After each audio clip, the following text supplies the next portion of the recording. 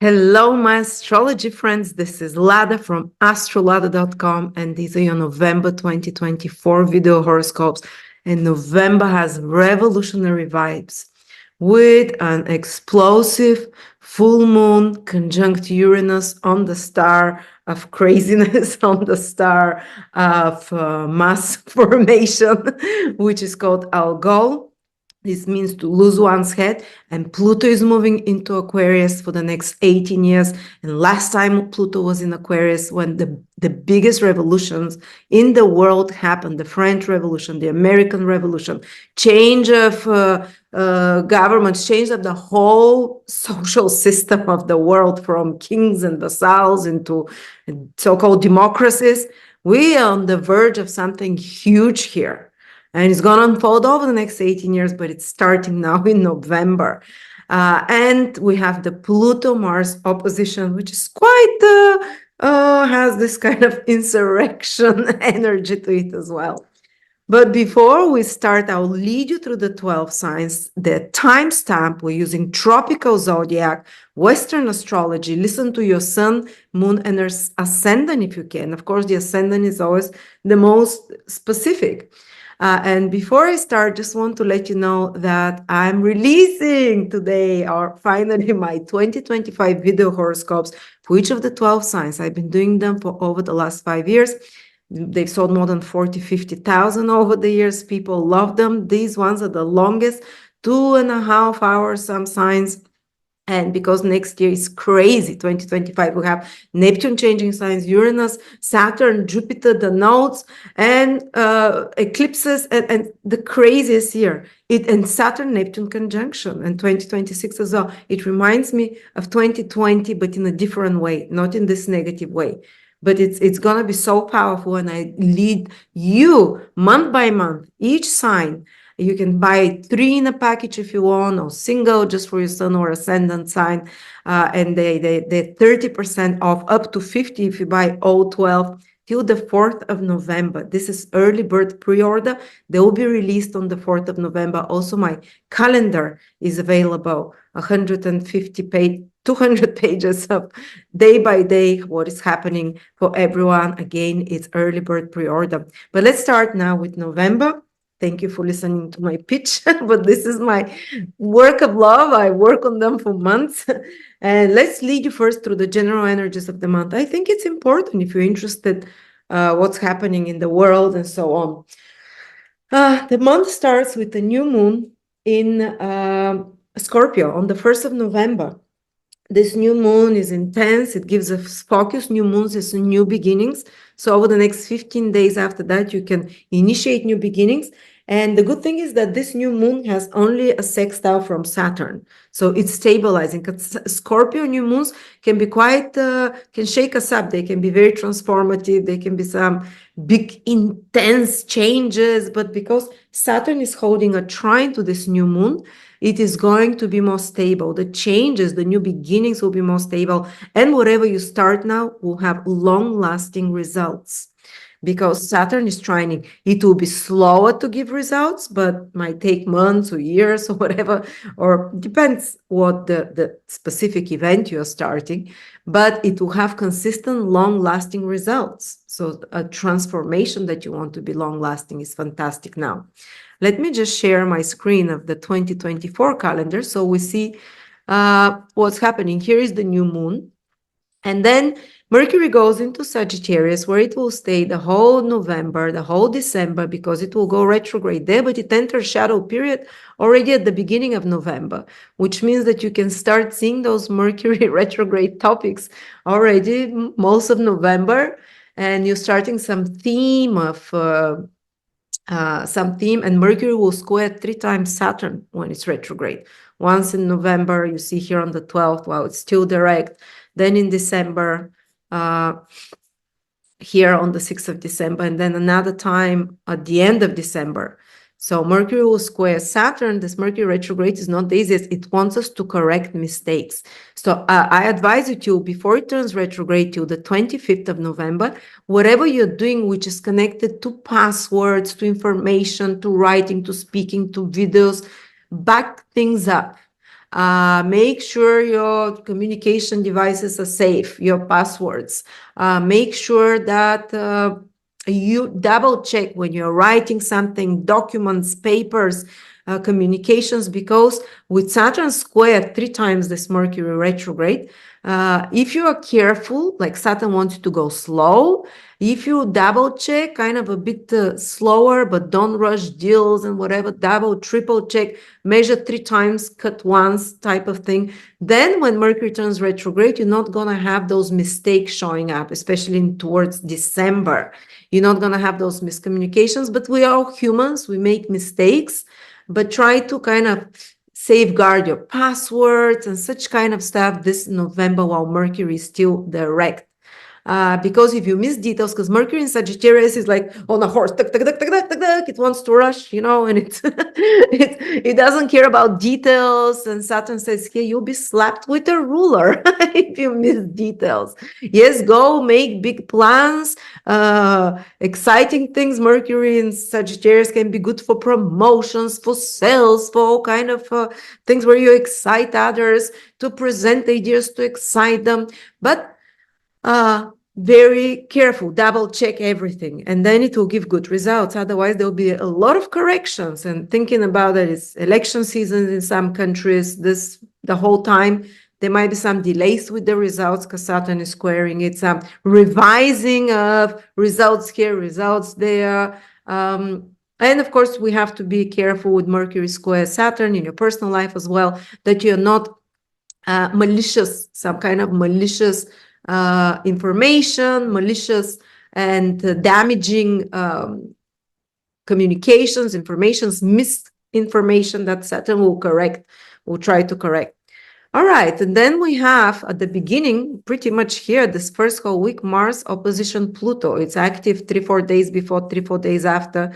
And as you can see, the energy is Mars is the opposition is while it's in Cancer. And it has a bit of an explosive energy, and that's pretty much on November 3rd, 4th, 5th. So these days we have to be a bit more careful everywhere. Explosive energy, not to be manipulated, arguments, clashes, not to start up fights with police people, with people with power, because people can get aggressive, actually physically aggressive.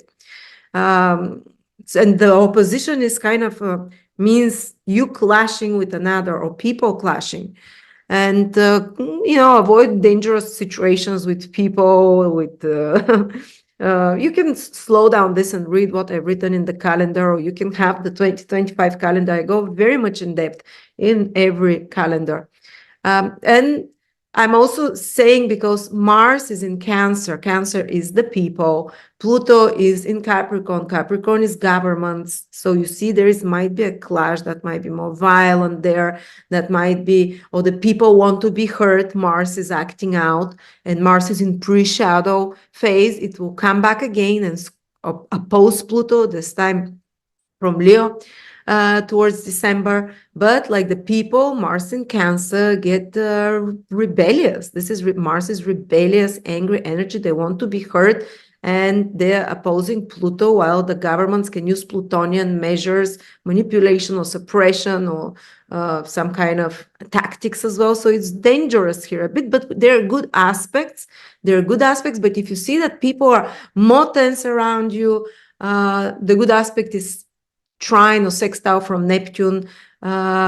Basically, how you get out of such tense situation is being kind, forgiving, instead of going, don't use this Mars energy. If it gets dangerous, or if it gets too intense, use the Neptunian energy, which sends a trine here. If you can see me, sends trine to Mars from Pisces, which is forgiveness, kindness, mellow, be mellow. And that's how you get out of the Mars-Pluto opposition, or you mellow it out in some way. Or go drink something, or go swim, for a walk in nature. That's Neptune.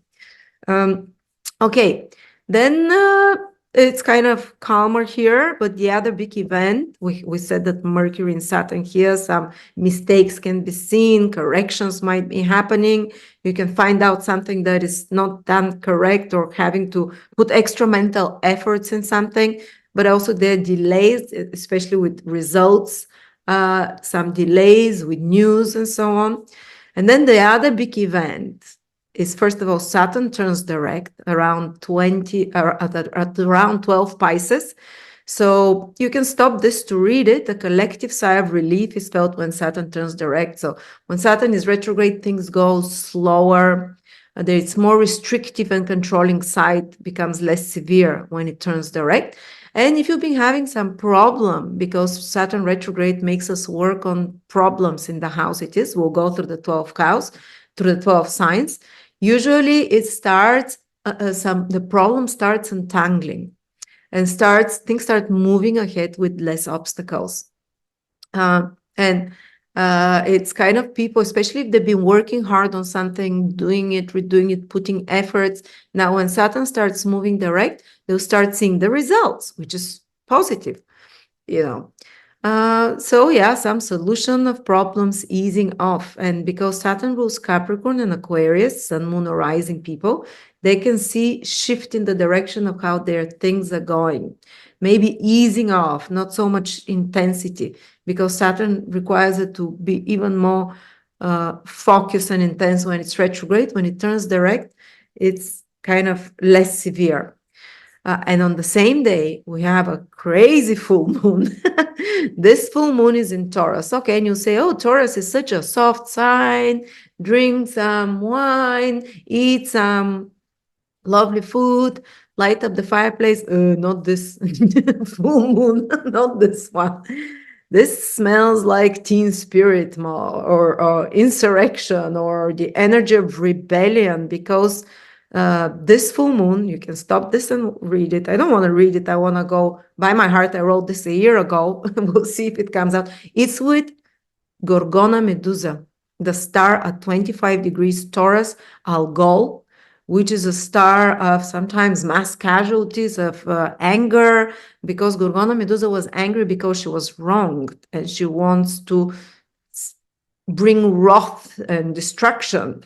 That's why they consider the star a destructive star sometimes. It's with Uranus. Uranus is the star of truth. Maybe some truth will come to the surface. Maybe that will anger people. Or sometimes, because it's an earth sign, there can be some natural disasters or shifting of the layers of the earth. And, you know, Uranus is coming back to Gorgona Medusa. It was there earlier this year in the spring and the beginning of the summer. And of course, Taurus is a sign of financial money, finances. We can be watching the markets, maybe. We can be watching something connected to food prices and anything like that. It will be interesting to see how this quite intense moon affects us.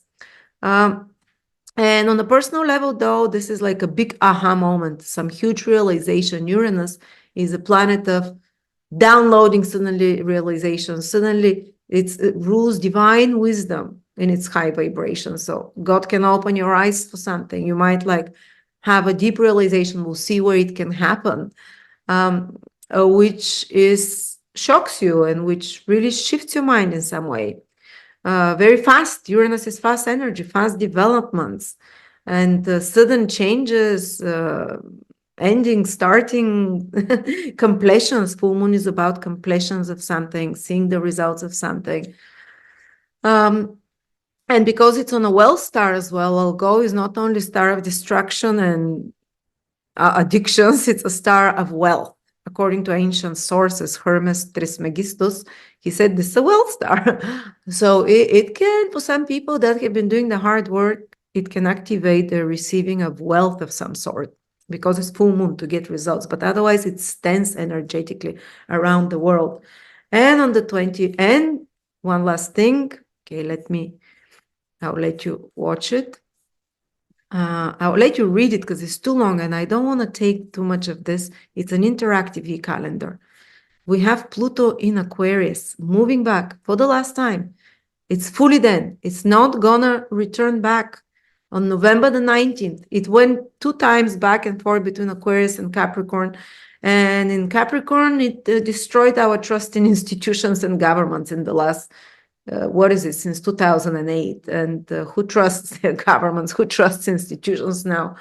In Aquarius, it will show us there on the belly of, so it's kind of moving off tyrants, away with controlling governments, but now comes tyranny, probably because Pluto is tyrannical sometimes, through technocrats, through technology, through digital means, through science, you know. But also Pluto really puts scrutiny, like all institutions were put under scrutiny and the trust in them was destroyed. The same way now Pluto in Aquarius will put under scrutiny science, technocratic and big Pluto rules like technocrats, anyone in the technological scientific spheres. This will be examined very thoroughly over the next 18 years. And when Pluto shifts from one sign to another for a last time, there can be big shakeups. The first time Pluto moved into Aquarius in 2022, for just 2-3 months, we had some of huge banks in America collapse. Now it's moving for the last time. We'll see. Last time it shifted for the last time from Sagittarius to Capricorn. We had the 2008 crash. I'm not saying the same will happen, but Aquarius is connected to markets. Aquarius rules any markets connected, social systems, to the stock markets, to the economy. It's a very economy-oriented sign. You can read here more. While I'm talking, stop it, because I speak about a lot about other stuff about Pluto in Aquarius. I don't want to make this video about it, but there'll be incredible scientific discoveries starting to happen, not on 19th of November, but they're 18 years ahead. There will be definitely reduction of population because Aquarius rules population, Pluto is mortality. And when Pluto was in Leo, for example, was the baby boomers, boom of babies, boom of many, you know, the opposite of Aquarius. Now it's in Aquarius because Aquarius is type of demographics, you know, and so we'll see a big change in social structures, how we live, society. You know, last time Pluto was in Aquarius, I told you, French Revolution, American Revolution, change from kingdoms and monarchies into totally different system, calling more power to the people. Pluto is power. Aquarius is connected to the masses as well. So let's see, it will be fascinating 18 years, but so many revolutions though, insurrections, revolutions, but that's how changes happen because we like the old things. We like the ways things are usually. And the universe is saying then there's no more going back to how things were. But as well, always, because Aquarius is the most humanistic, humanitarian sign, this is when human rights are raised and become of importance. The normal people get more power, the masses, the average Joe. But in the process of this, they can be met by a lot of tyranny and resistance from the other side. But let's see, and viral movements and things will start moving very fast. And of course, on the 25th, we have Mercury turning retrograde. And you know, the oh spiel about Mercury retrograde. I don't want to do that, but try and get things done before that. But if you have completing jobs, correcting jobs during the Mercury retrograde is also very good to do. All right, so now let's start sign by sign. So very tense, exciting, energetic month. But the real zinger is 2025 and 2026. These 2 years are like mind-boggling. Wow. Okay, excited. Aries, Sun, Moon, Rising, November 2024. Aries, on the 1st of November, we have a new moon, which means the Sun and the Moon join to reset, to restart, to give new life to the 8th house, this house area in your life, which is connected to matters that are more psychological, emotional, like a psychological reset. And it can be about certain secrets, certain powerful realizations that come to you.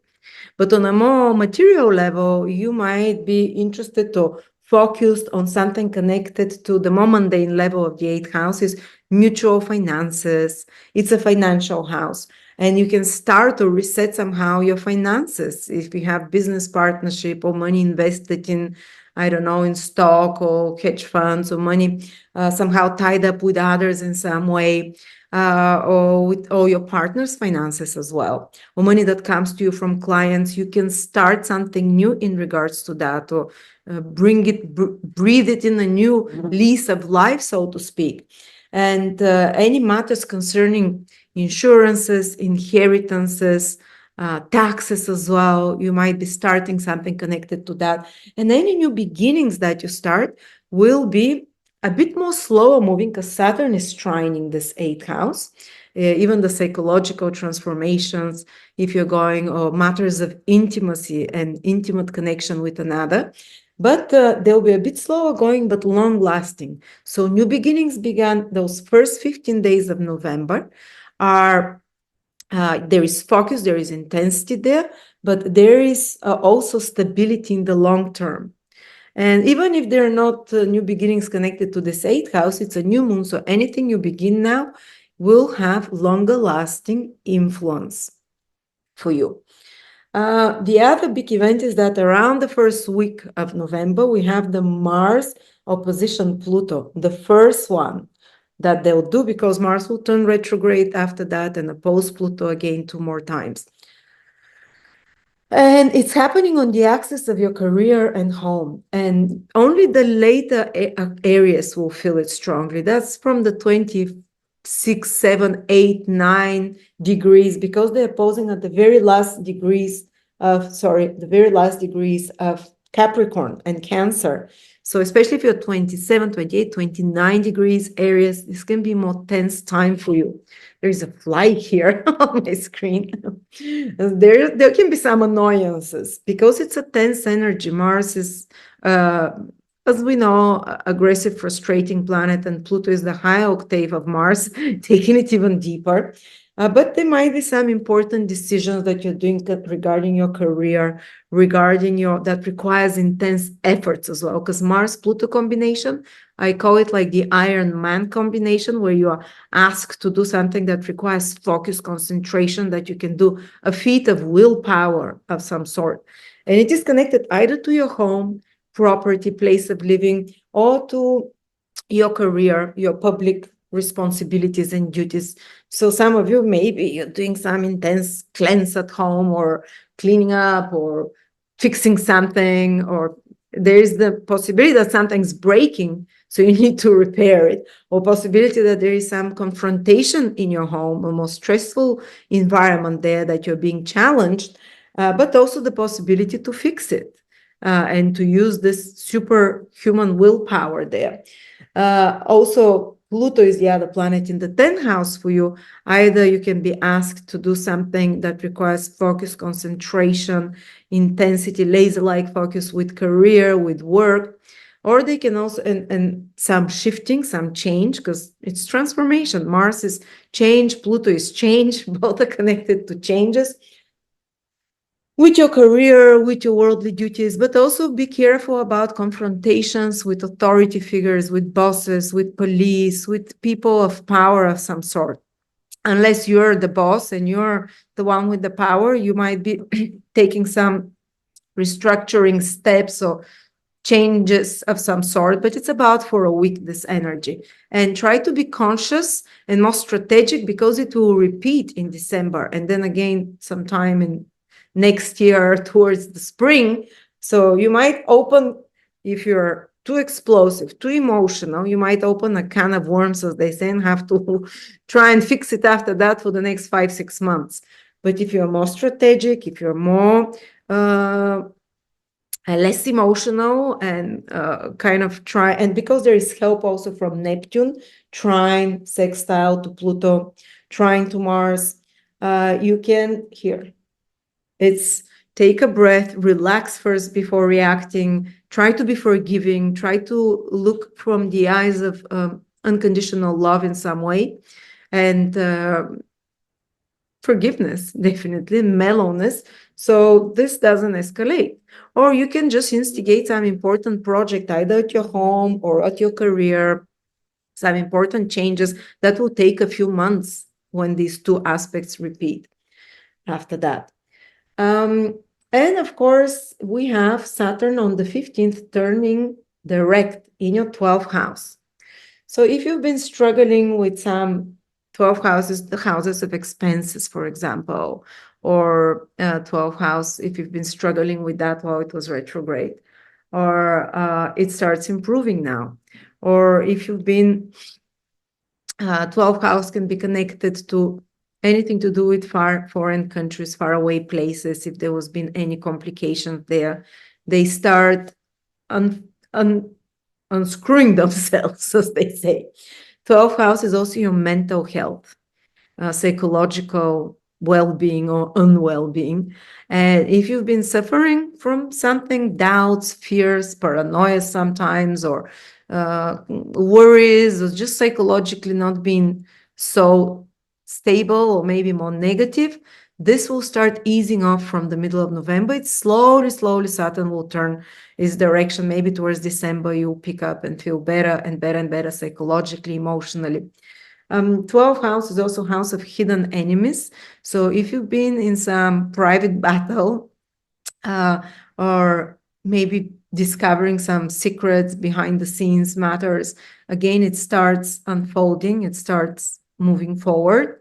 Or if someone has been doing something unpleasant behind your back, now you can, these influences will start weakening, and you can start moving forward, so to speak.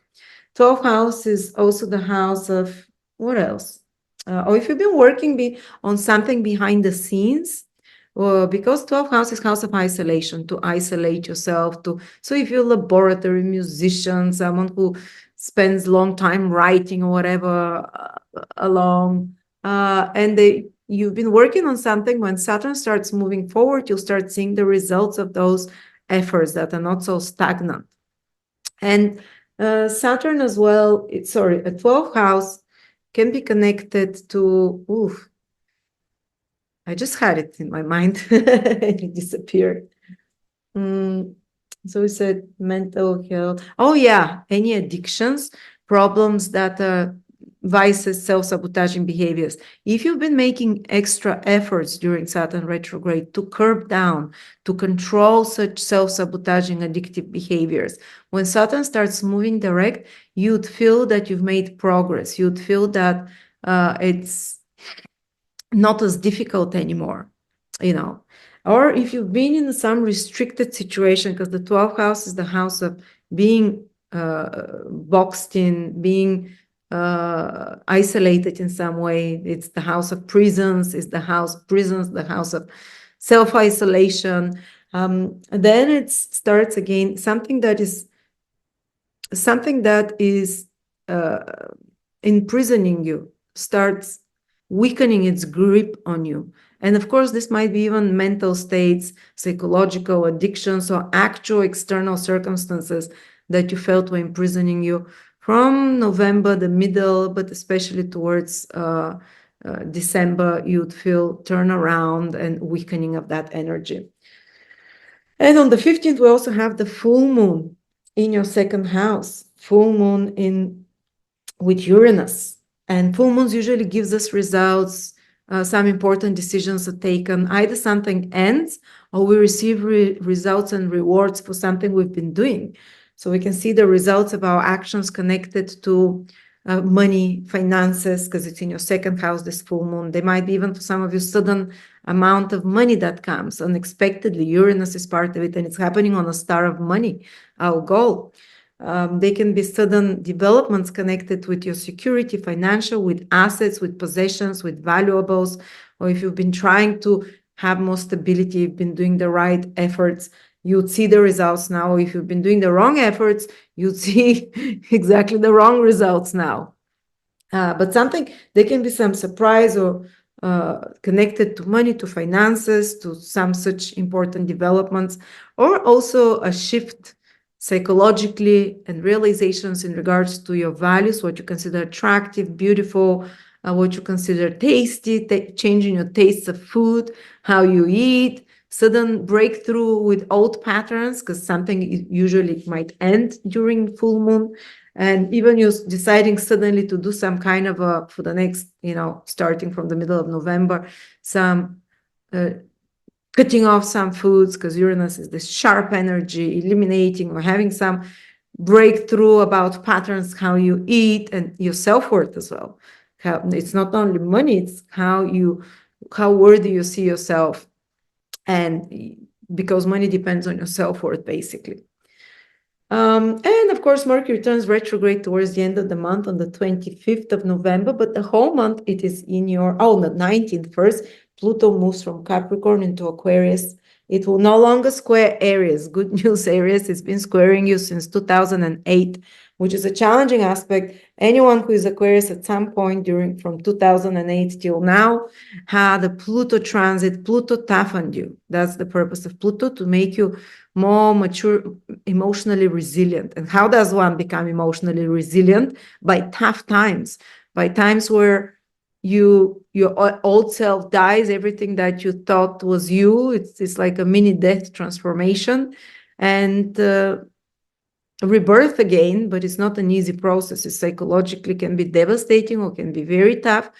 And now it's leaving, and you're never going to have a Pluto square again in your life towards your sign, Aries. Of course, you might have towards another planet, but towards your sun, moon, or ascendant, no. And it's moving for the next 18 years in a supporting sign, Aquarius. So Pluto will not break you down for the next 18 years to rebuild you. It will empower you naturally without crisis. So naturally, you'd feel stronger and stronger and stronger and more powerful. Those flies for many years ahead. And Pluto enters your 11th house. It's going to transform your social circle. It's going to transform your tribe, your crowd. It can make you very influential in large groups of people. Or it can introduce you to people that are Plutonian in nature more and more for years ahead, that are deep, penetrating, powerful, or sometimes destructive. Depends what aspects Pluto is doing there for you. But Pluto will make a lot of great aspects for the next 5 years. So it's more of an empowerment for you. And Pluto, through the people, through joining like-minded groups, you get more power to change the world, to change your reality, and through also reaching large groups of people. 11th house is social economic goals, your dreams and wishes. Pluto can help you fulfill with very powerful, Pluto is willpower, high willpower, and concentrated efforts to fulfill some long-term goals and dreams that doesn't only affect you, but affects more people around you. And to change somehow the world, even in society, or even to transform your gains, because this is a house of gains. And then Mercury will be moving retrograde, but the whole month of November it's in Sagittarius, then the whole month of December is in Sagittarius. There'll be a big focus mentally there for many areas connected to travel, connected to faraway places, connected to learning something. You can study, you can learn. Your mind will be on a higher vibration, because it's the most high vibrational house is the 9th house, where you see things from a higher perspective. So again, you can have some insights about situations that you felt stuck in, but you see them from a higher vibration, maybe an advice you can receive from another. Maybe you can have your own intuitive understanding. And it's good time for planning for the future. It's good time for traveling. When Mercury turns retrograde on the 25th, maybe if you're traveling somewhere to a place you've been before, or maybe revising some knowledge, some teachers you followed before, some studies from before, or if you're a teacher, or if you're teaching something, working extra hard during Mercury retrograde not to make mistakes. Also, papers and documents connected to legal matters, you have to be more careful, because Mercury is going to square 3 times Saturn from Sagittarius. To fill them, maybe you have to redo some papers do some work there with legal matters, papers, with a bit more cautiousness because of the Saturn square rather than rushing ahead. But you can revise also what you want to study, and you can come to a conclusion that you can find a different way, a different direction to study, or you can get in touch when Mercury goes retrograde with people from faraway places you haven't been in touch for a while. Some educational opportunities or interests that you have abandoned or thought about but didn't do can come back to you to pick them up, and so on. So this is Aries. This is for you. Now, nothing is directly affecting you except this Mars, the very last degrees of Aries. It's kind of like planets all over the place.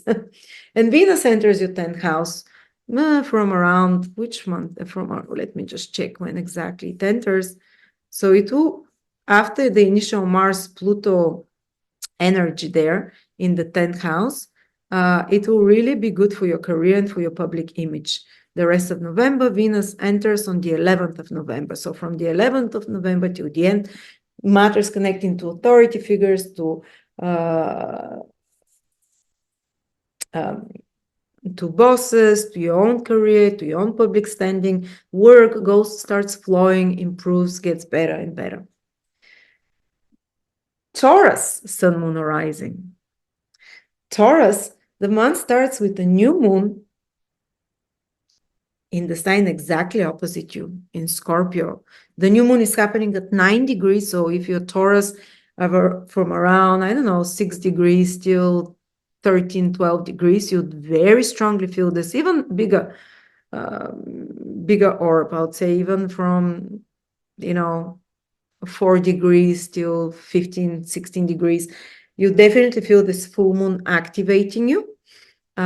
It infuses life back, it restarts the energy, and maybe something that you started earlier, you'd have a chance to revive it or to start something totally new. And new moons are about new beginnings. And those new beginnings might be connected, might be triggered for you because of external influences. Maybe because of your partner, maybe because of another person in life, maybe because of circumstances independent of you, outside of you, which triggers you into action to change something, to start something new. Sometimes even new relationship starts, new person enters your life with the new moon in the 7th house, or there is like a reset of your existing relationships, a reset of your existing and transformation, hopefully on a high level, of existing contracts, agreements, or just new such ones appearing. And whatever, if you start some new collaboration, a new relationship or friendship with someone, because this is the house of, of other people, it will be long lasting because Saturn is making a trine. Or if you sign a contract or agreement the 1st of November, the next 15 days, because this new moon is, it's growing for 15 days ahead and actually defines the whole month ahead, it will have long-lasting effects for you. So maybe getting married might be good if you want it to be long-lasting, or committing more to a contract or agreement, or taking some responsibility with a partner, something new there, or something new can happen with your partner that is for the long term. Or ask for help from others, ask for somehow the collaborations with others, partnering, and that can give you a reset. All right. But the next event is that Mars and Pluto are opposition the first week of the month.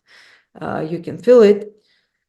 It's Mars and Pluto opposition in your 3rd and 9th house. Oh, it's actually trining and sextiling you, this opposition, but the very early Taurus, the first 2-3 degrees of Taurus will feel it more like a square. Because then they're almost in Leo and Pluto is almost in Aquarius. So the first 2-3 degrees of Taurus only, maybe I would say till 4, okay, to give it an orb, they can feel more tense. They can feel more triggered this month at the beginning, and then Mars moves into Aries, into Leo, where it's going to square the first 6 degrees of Taurus. Only they will be a bit challenged this month. Square of Mars that is shadow Mars before it turns retrograde. So I want the first few degrees of Taurus to be more cautious, the first 6 degrees this month. Some important developments can come to them, and they might be connected to their home, to their place of living.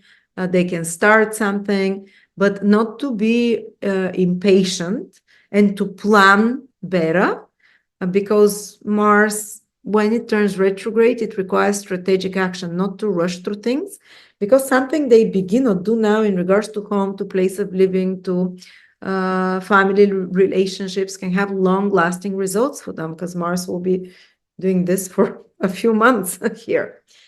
And there might be some tension, especially the very early Taurus, with family members or career, or some important decision they have to take this month about family members' career. For example, they can start something important with their home, place of living, or they can start something important in their career. That will take a few months to complete, till when Mars again opposes Pluto and then again moves forward to oppose it by April, actually. So yeah, this opposition might spark you into some important decision here, very much on the axis of home and career. But the later Tauruses, they're quite safe from this opposition. But if you notice, Tauruses, that people are being more argumentative, that people, especially a lot of you, are feeling it on the 3rd and 9th house cusps here. So maybe people fighting about their beliefs, people fighting about what is right and wrong. You should believe what I believe, whatever, being very opinionated. This is the danger of Pluto opposition Mars, this clash there, alienating others. But sometimes we need to fight for our beliefs and for what we just approach it with Neptunian energy, more forgiving, more let's forgive and forget. This is what solves the Mars-Pluto opposition. Then on the 11th, Venus enters into your 9th house, will protect you from there, will send its trine aspect, so it is good for you. You feel things will be, no matter what's happening, there is a supportive energy. It's a good time after the 11th for you maybe to travel, to go to a foreign country, to you might feel a lot of enjoyment and pleasure out of more cultural, sophisticated activities, more refined ones, art and, literature or higher knowledge of some sort. It's good for any legal matters and papers. It will go well, or any travels as well, educational activities. And then the big one that you will feel is the full moon. Full moon in Taurus. That's the biggest event for you on the 15th. Full moon in Taurus on the 15th at 25 degrees in Taurus. So especially those Tauruses in the last 10 degrees, 20 till 30, they'll really feel this full moon. And all Tauruses, usually when there is a full moon in your sign, you are more seen, you are put on the spot, you see the results of previous actions that you've done. And so if you started something earlier, half a year ago, a year and a half ago or something, now you kind of like a review and like a mirror image. Okay, is this, you see what needs to be corrected, what needs to be cut off, because Uranus is there as well. Or also you get rewarded and you complete something. You can complete something that you've started before, get the rewards because it's full moon after all, or decide to leave it or end it and you're done with it, and sudden clean ending. Because Uranus is part of this eclipse, there can be a sudden ending of some sort, but it might be for good. You might suddenly decide to end something, a lifestyle, a way of eating, a career, or this first house is everything in your life. Some aspect of yourself, some aspect of your life, to cut it out. And when Uranus cuts things out, it doesn't look back, and it's not emotional. So you can have really powerful endings, but you might feel more explosive, definitely. Uranus is there on an explosive star, Algol, and it's like Algol is the star of losing one's head.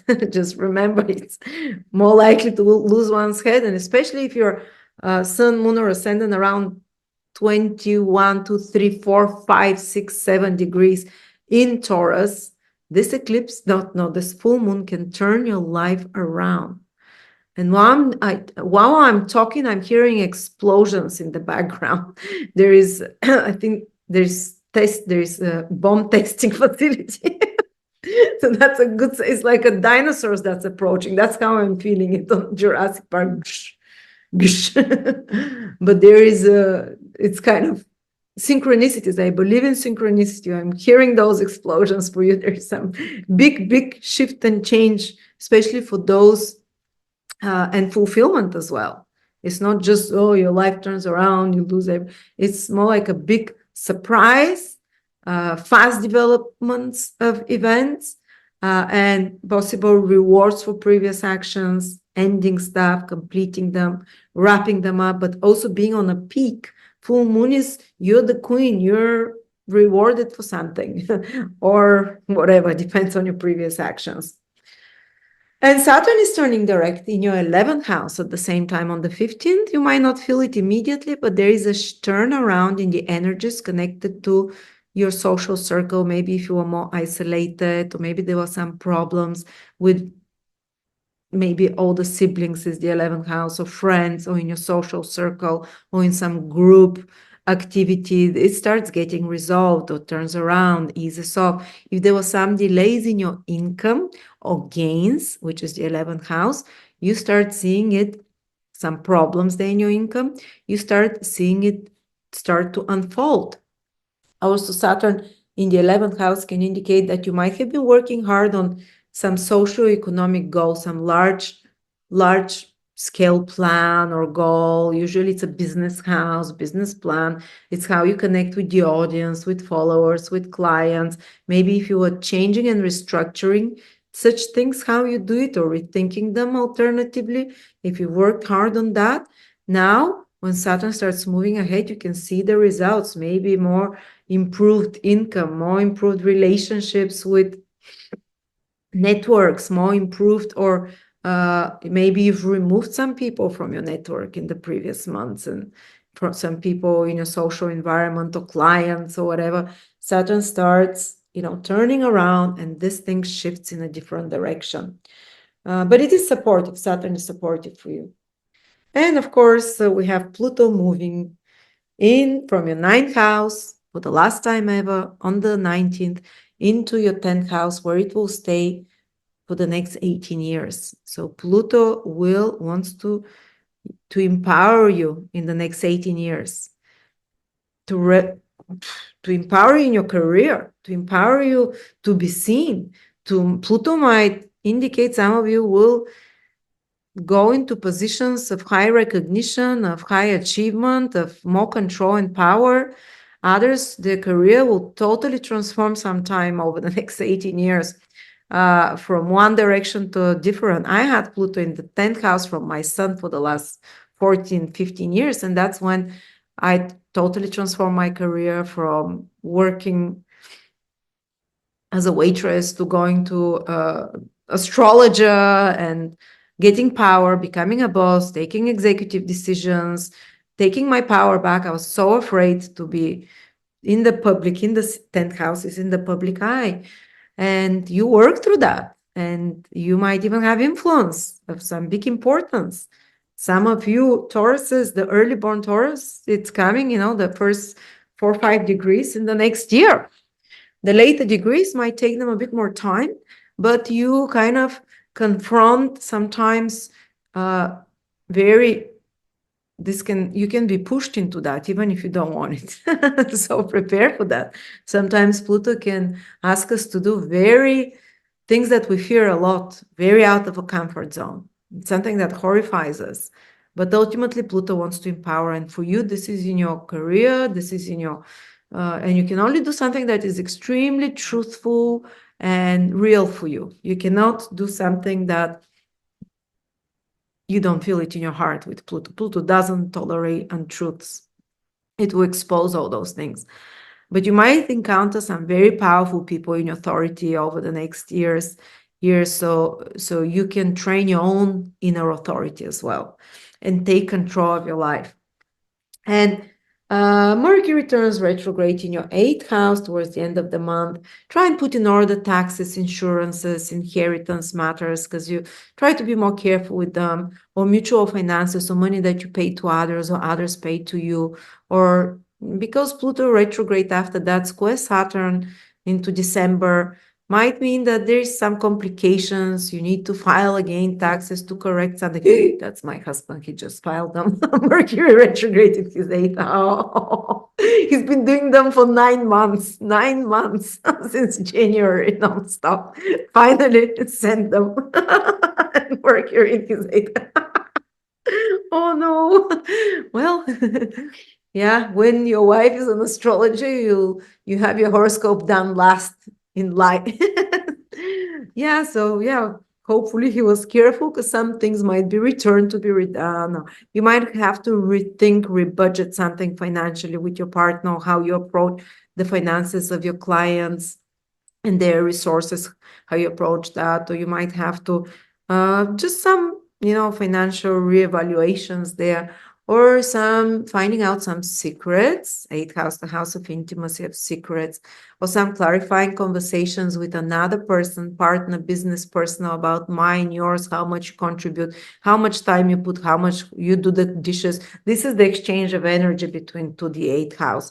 How much you pay, what is mine, what is yours, how much sex you want, how much, who wants to give what, who wants to do what. All right. Now, well, that's it. Okay. Taurus. Now we have Gemini, Sun, Moon, or Rising. Gemini, just to give you peace of mind, no matter what else is happening. Jupiter is in your sign, continues to be there till June 2025. There's a lot of protection there, a lot of healing as well, a lot of realization. Even if you're not seeing it, there's like guardian angel over you. But starting from the beginning of the month, we start with a new moon in your 6th house. There can be renewal of something to do with your work, with duties. Maybe you find new duties, new project, work project, something changes, something new in the environment at work, or how you're doing your work, or maybe you decide that you're gonna the office, something changes, or renewed interest, renewed efforts in that direction. And if you start anything to do with work or your profession, your duties and responsibilities in the world now, it's on the 1st of November, this full moon, but this new moon is active the whole month, because it defines the whole month. If you start something there now, it will be long lasting, because Saturn is making a trine.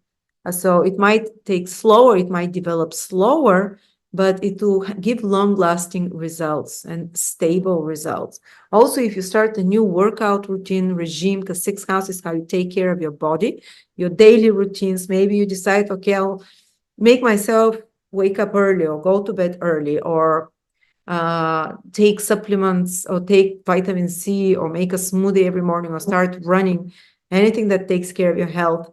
Well, or some treatment, if you start, it will be slower going, but long effects and transformational, because it's in Scorpio, but long-term effects. And it will, yes, it will require some efforts. It's Saturn, but it will give long-lasting results. And it's new habit. If you introduce it, will stick with you for a long time. So it's good time for you to shift something, to start a diet, to start something health-wise, workout regime, and so on, to add in something new that you'll stick with it for a long time after that. No, it's not removing something yet. This is maybe towards the middle of the month with the 12th house, full moon. New moon is now first. Before you start removing old habits, add in something the first 15 days of the month. Just as simple as adding a spoonful of spirulina, whatever your rocks your boat there, or 10 minutes of walk. And because Scorpio is very focused sign, in your 6th house of discipline, of self, of health, it can, and trine Saturn can have long-lasting results. Also, you might start some new plan to solve a debt in your life, because 6th house is debt of some sort.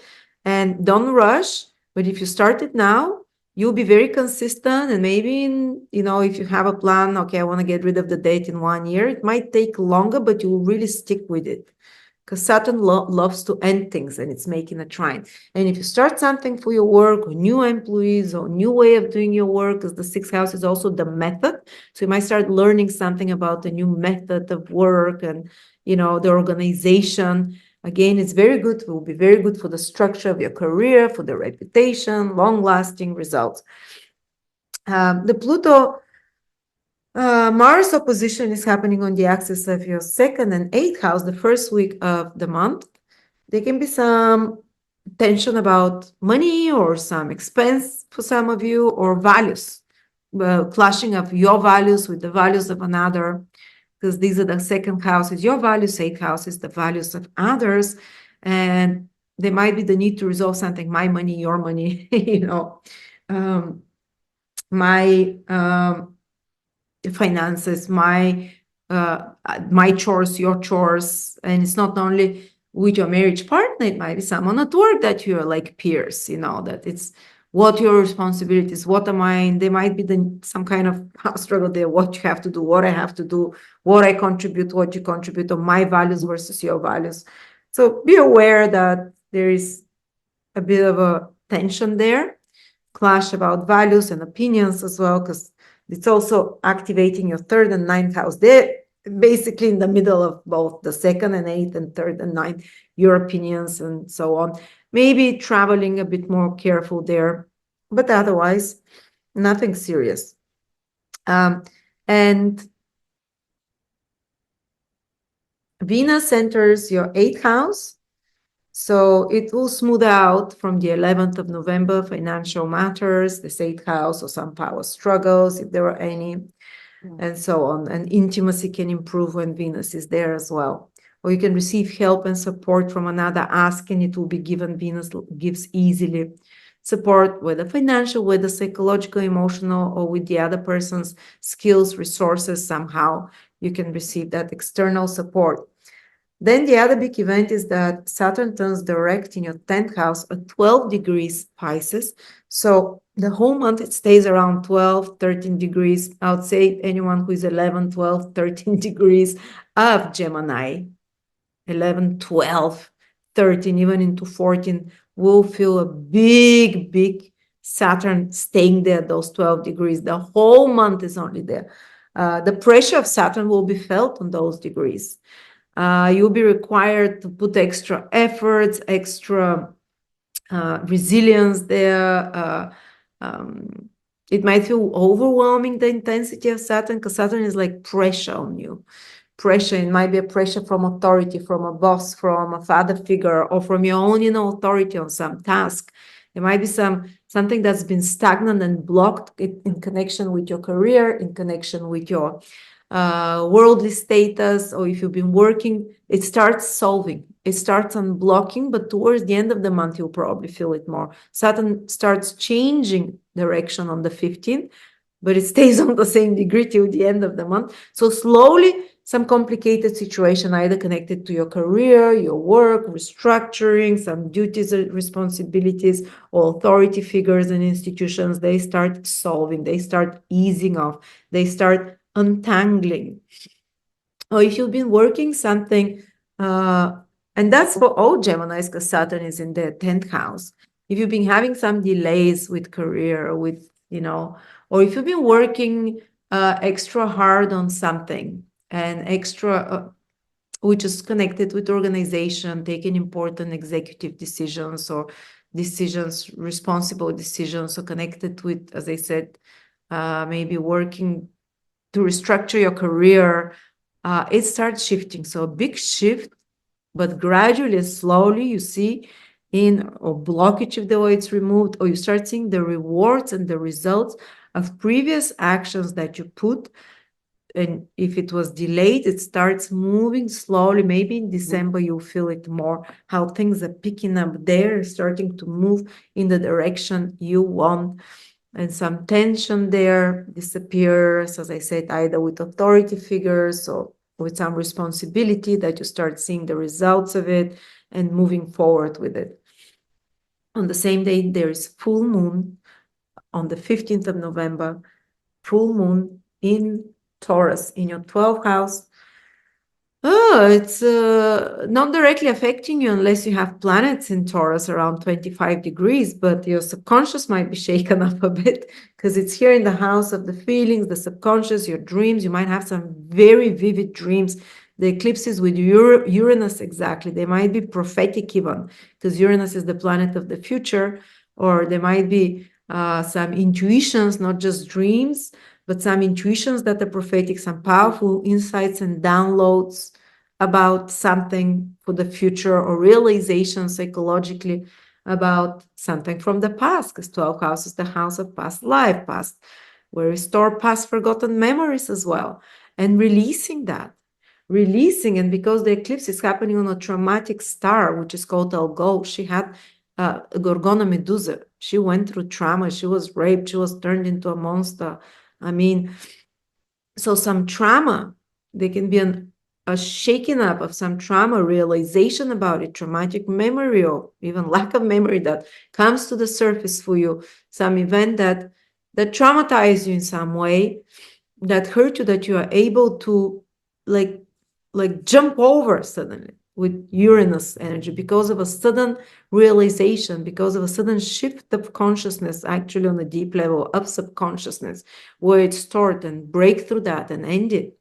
This full moon eclipse in the 12th can also mean some endings, because 12th house is house of endings. Full moon eclipse is also completing something, maybe completing something, seeing the results of it.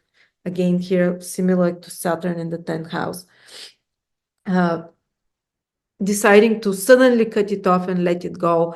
And as I told you, the first 15 days is good to pick up new habits. The last 15 days after that is good to let go of self-sabotaging habits, addictions, behaviors that are not good for you. Maybe some of you might decide to cut off social media. I don't know, something Uranian in nature, or cut off suddenly sugar or drink or whatever. This full moon can really make a clean cut with the past, because it's very sudden, it's Uranian, it's with a brutal, unforgiving star, so, and it's a star of addictions, Algol, in the house of addiction. So for some of you, you can really cut off such things now, November, the second part. Also, it's a house of expenses, 12th house. There can be some expenses, I don't know, just so you know, for something unexpectedly. And also is the house of far away, foreign travel. I don't know, maybe some of you might have a sudden, spontaneous, or very excitable, because it's Uranus, you know, something very exciting and so on. Yeah, and then the biggest other event is that Pluto is moving on the 19th into Aquarius, and for the next 18 years it will trine Geminis. Actually, just those Geminis that are the first 4 degrees will feel it in the next 12 months, because Pluto only gets to 4 degrees till the end of 2025, in the next 1 year. But it's such empowerment. Pluto will lift you up without crisis, will empower, will give you strength without shocks, without its rapey nature. It's in a very wonderful way that it happens. Some of you might be called for educational mission in life over the next 18 years, Pluto in the 9th house. Others might be called for very humanitarian, to transform society with high ideals and new vision for the world. The 9th house rules the new vision, to bring in the future in some way for the world. Others might be called in to teach, to coach. 9th house rules those things. Others might be called into even things that are ideological, politics, or others might be called into sometimes over the next 18 years into high academics, high knowledge, teaching, coaching, higher knowledge, university degrees. Pluto will really support such things. And yeah, or foreign places in some way. And Pluto will stay there and will transform your own beliefs of what reality is.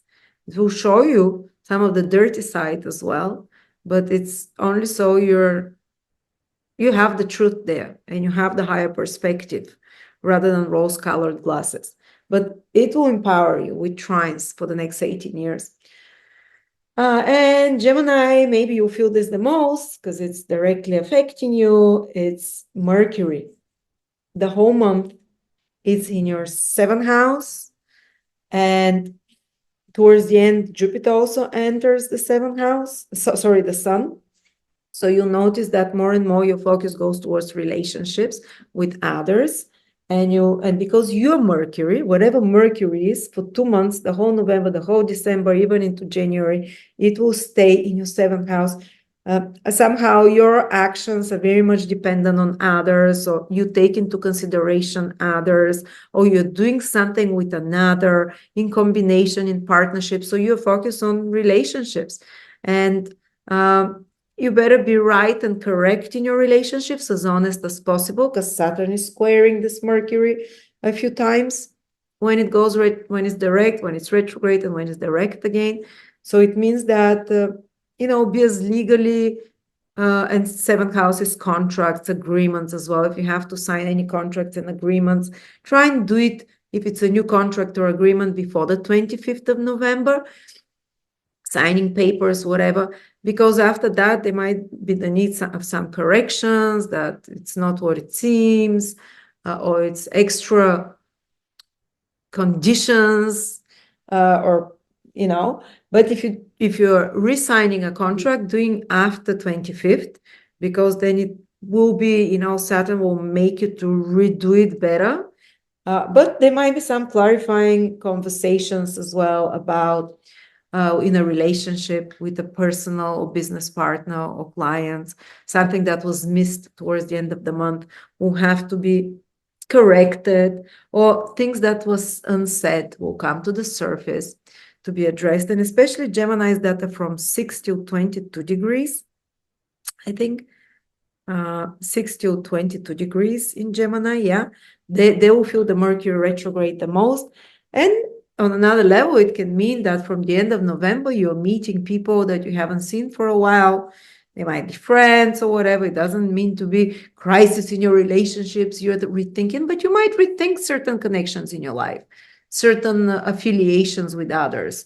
You might have to make some important decision with your partner, or if there is no agreement from the other side and desire for balance and renegotiation, you might even end up certain business or personal relationships and rethink them.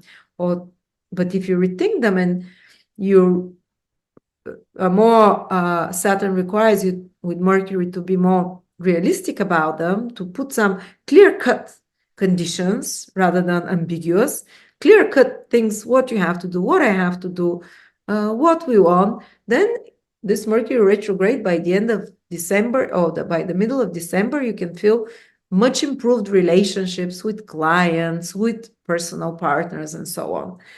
But yeah, there might be some unsaid things that need to be said, that come back to be discussed, important decisions. And if you have some important mercurial work to do, which is especially if it concerns others as well, if you're not only doing it alone, but also alone, try to, wrap it up by the 25th, but it might require some corrections. And mercurial work is writing, speaking, media work, administrative work, business work, communication, correspondence, papers, documents. But otherwise, they might require some revisiting and redealing with. That's more towards December already. So try to cross the T's and dot the I's, Gemini. All right. Cancer, Sun, Moon, or Rising. Cancer, the month starts with a new moon in your 5th house. Beautiful, supportive. On the 1st of November, you might be inspired, get like a new idea. The 5th house is where we connect with God and download original thoughts, ideas, So you might become more creative. You might get a new idea for something that inspires you, get you flowing, excited. You might get an idea for a new business. You might get anything that you grow or create from nothing to something. It might be a baby, it might be a business, it might be a some creation, a painting, a drawing, and if you start anything like that now, it will be long lasting because this full moon, this new moon eclipse is trine Saturn, and it's trine you. So it's very supportive energies the beginning of the month. And also there can be a renewal of an existing romantic relationship or renewal of your interest in fun activities, maybe being invited to celebrations, to more joy, more parties, having fun, whatever, finding a new way, new hobby to enjoy and entertain yourself. Yeah, this where you're put in a center stage or having a new, if you're an actor, a new role appear or new something where, where you express yourself and your talents. And of course, it will be long lasting because of Saturn. Or if you start a romantic relationship over the next 15 days from 1st to 15th, very likely to be longer lasting because of the trine to Saturn. And more transformational, it's Scorpio. Then the first 7 days, Pluto is opposite Mars in your sign, the very last degree. So Cancers that are born maybe 27, 28, 29 degrees in Cancer, the beginning of only them. The others, so I don't see so much, but yeah, even for the others, I'd have to warn you to be careful about confrontations with others. First house, seventh house, power struggles there, others pressing on your toes, feeling the tension. Even if you're earlier Cancers, you'd feel the tension in the air the first month, the first 4 or 5 days, 6 days of Pluto opposition Mars, not to mention his elections days. Then people tend to clash. But even you and your partner to be careful, you and clients. But that's just the first few days. And only the very last Cancer degrees, they have to be more cautious, even for accidents. Like if you're 27, 28, 29 degrees of Cancer, the others are out of the danger zones, the earlier Cancers. While those later ones, yes, it's tense. You have to be careful what actions you take now. Because they might have long-lasting effects because Pluto and Saturn and Mars will go retrograde Mars, and that can drag out till some time, a few months.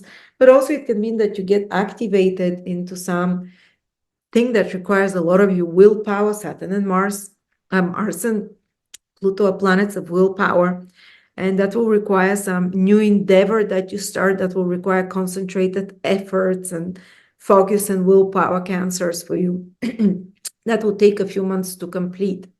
And you might be even triggered into this action, new beginning, through another person somehow, the opposition to Pluto. Sorry. I hope I don't swallow a fly. But Venus enters your 7th house from the 11th of November and will stay there till the end of the month. So it will really improve your relationships, and it will really bring more your partner becoming happier, pleasant, you becoming nice and pleasant to others. The clients you interact with will be nicer, with a good mood. You can attract more popularity, more viewers, more clients, more sales. You can even go on romantic or feel more connected romantically with your partner after the 14th of November till sometime in December, till Venus is in Capricorn. And this new moon here in the 5th house, that can have a romantic restart for some of you. You see, maybe that's, and more fun as well this month for you. But Venus really starts smoothing here relationships after that, and you can receive help from others. You can be accepted by others in a positive way if you present something for them, not in a critical way. And more pleasures in life start coming in after the 11th. Then you have full moon on the 15th. Full moon with Uranus in your 11th house. That can be some surprise comes through you, through others, through what's happening in society, can surprise you, shock you in the world, but also through friends. Friends there can sudden reversal, sudden change with a friendship, even some completion, or taking a friendship to the next level, a surprise. Someone is like, it's a surprise, haven't seen you. But also it's the house of gains and dreams and wishes. They can be the completion of something you've been working on, long-term goal or dream. You've been working completion of a phase of it, or the whole project, or if you've been working to have more gains financially, you might see the results of such actions now, or been chasing some dream or goal, some title, or recognition of sort, because 11th house rules all of those things. You might be completing and presenting it to the public and to the audience then.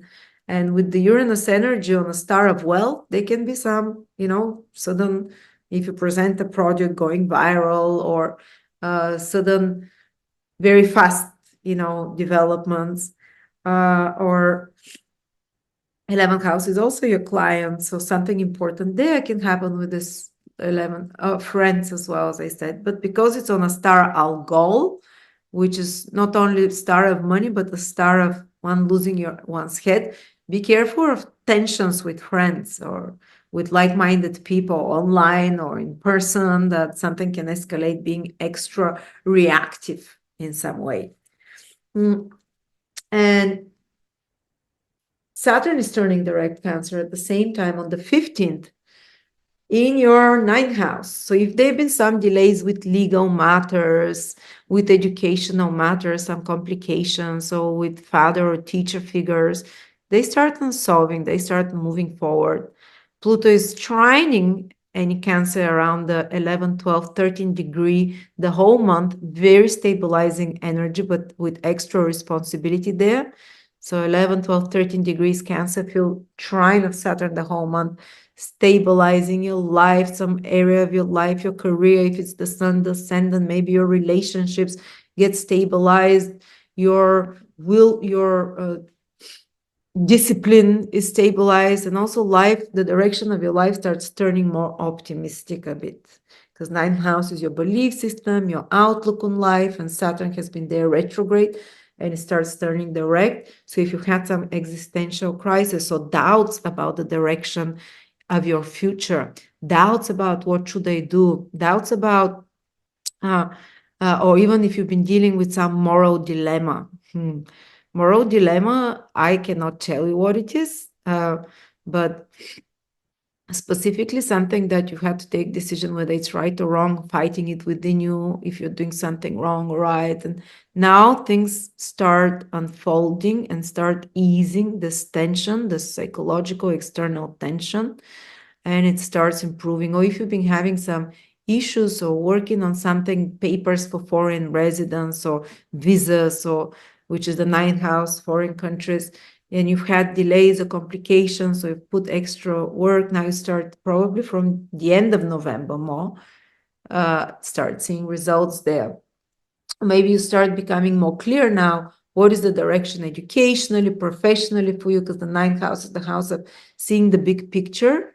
And also some, if you've had an existential crisis, who am I, what is right, what is wrong, what is my belief system, or doubting something. If you had like sometimes Saturn in the 9th house, retrograde can make us really re-examine our belief systems of reality, of who we trusted, of who we admired, of who we respected, of who we followed. And when Saturn starts turning direct, you start, well, retrograde, maybe you did the re-examination, and when it starts turning direct, you move forward as well from those, existential reality questions, and you start finding answers there. And maybe some wise older person or someone with more experience can give you a very good advice this month. While Saturn is shifting signs there, advice for your life, like a mentor figure, a teacher figure, that can be pivotal, play some pivotal role in your life. Or if you had complications in the relationship with a father figure as well, it starts moving and turning direct. Teaching project can start moving direct, or legal matters problems, if they've been laws, legal matters, can, again, if there was some difficulties, they start improving. And on the 19th, Pluto moves away from opposition with Cancer for the last time ever, to never oppose you, Cancer, again in your life. Only in 240 years from now, it will be back in your 7th house when you're reborn, probably as Capricorn or something else. So a long time till then. But Pluto moves from your 7th house, stops the emotional toughening for you. You've been emotionally matured enough now to be resilient.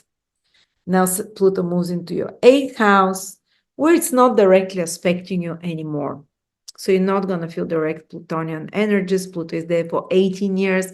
I cannot ask you to expect anything specific on the 19th, but you'll see more intensity and focus on financial matters, more on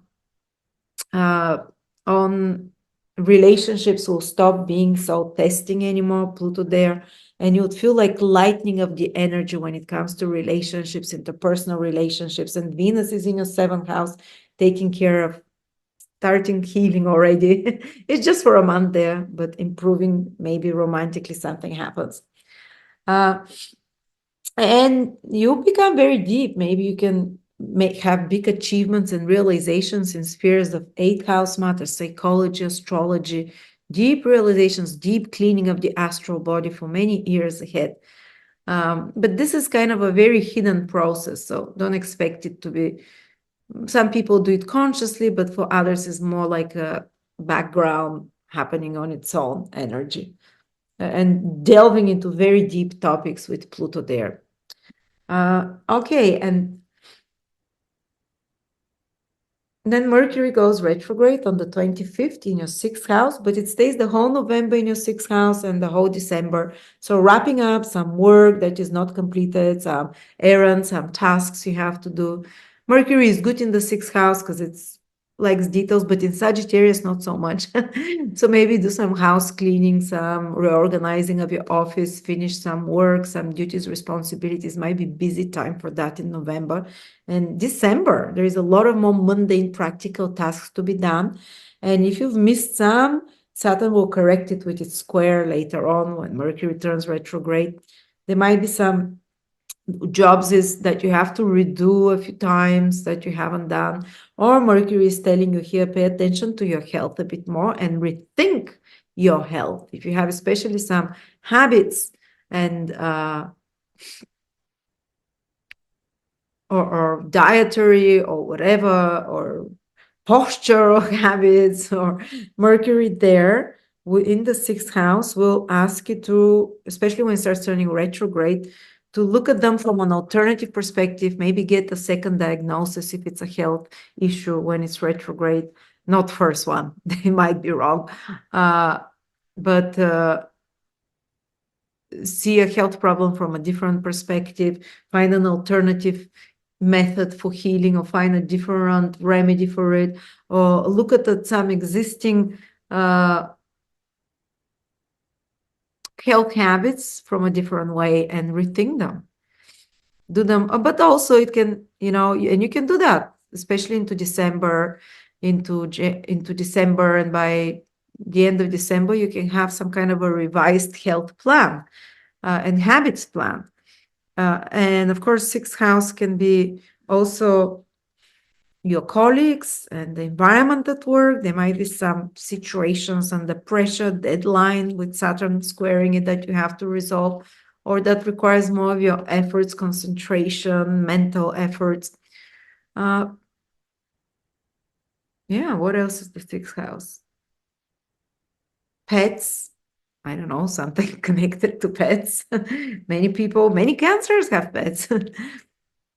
That your attention is there, and you have to deal with that November, December as well. And of course, this is your schedules, your plans. If you have your plans, I wake up at this time, I do this, I do that. Mercury goes retrograde. Tough luck sticking with those plans. Something throws a wrench in your plans, but it's okay because maybe you can do things a bit, shake it up, with the and or maybe correct somehow the schedules. So try, if you have important meetings, try to do them connected to work and practical matters. Try to do them by the 25th. Otherwise, after that, it's corrective work.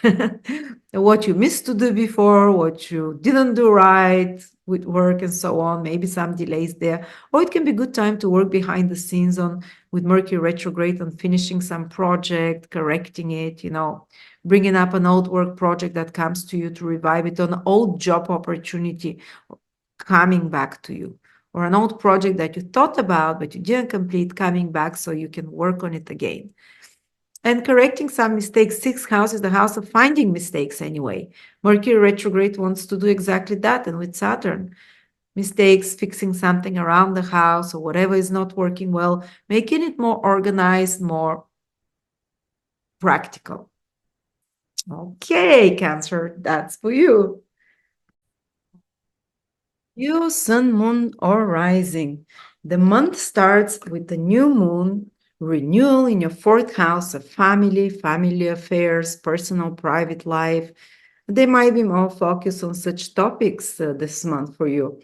You might be interested in redoing something in your home or just spending more time with family, or maybe family might needs more attention from you. With parents, with your own parenthood responsibilities around your house, with close people as well. And if you're starting any new endeavor together with your family or new decision connected to your home, property, or your personal life, it will be long lasting. It might take a bit longer to unfold, but Saturn is trying this new moon eclipse. It will be long lasting changes or anything new that's happening there for you. And productive as well. Then the other event is that Mars is opposing Pluto, and it's pretty much happening at the very first degrees of Leo will feel it. This whole month, the first 7 days are more intense. They're very early Leos. So 0, 1, 2, 3 degrees can feel the tension more intensely the first week, where there can be confrontation with others, power struggles, other pressing your buttons. The later Leos, not so much.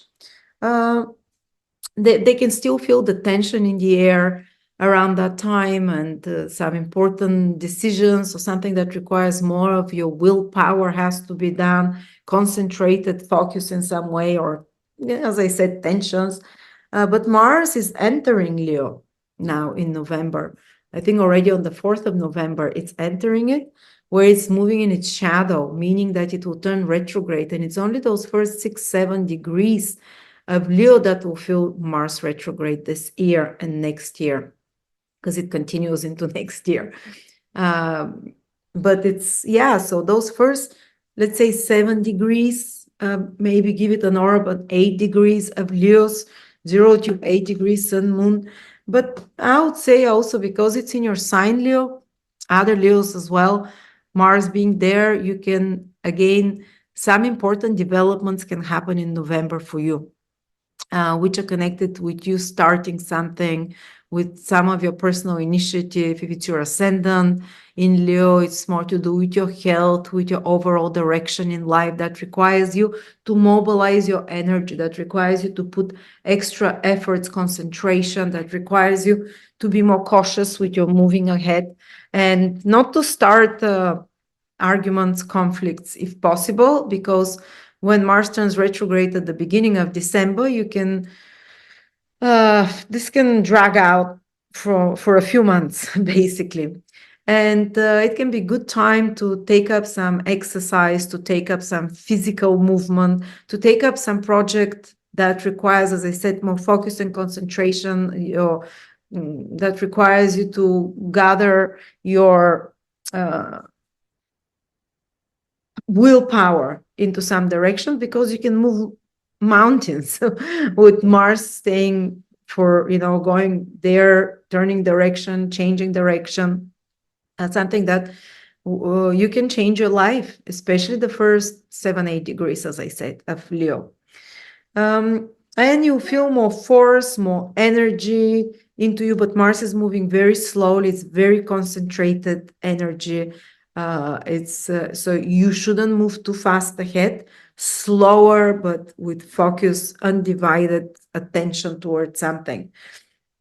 But of course, those first 7-8 degrees can feel more triggered, activated as well, because Mars also rules your 7th house, your 4th house, family, home, something connected, some endeavor. Again, we see the same theme connected to that. Hopefully not arguments, but something that you'll be rearranging there with your own personal focus for the next few months. And Mars also rules your 9th house. It might be some endeavor educational that you're starting. Maybe that's why listen to my 2025 video horoscopes that are out to see, because 9th house also rules how you're planning your future. And Mars can require you to do some important strategic replanning over the next 2 months, November and December, about your goals, your future, about educational purposes, and even some might be even connected to foreign countries and residence. 9th house is foreign country residence, or travels of some sort, or some legal matters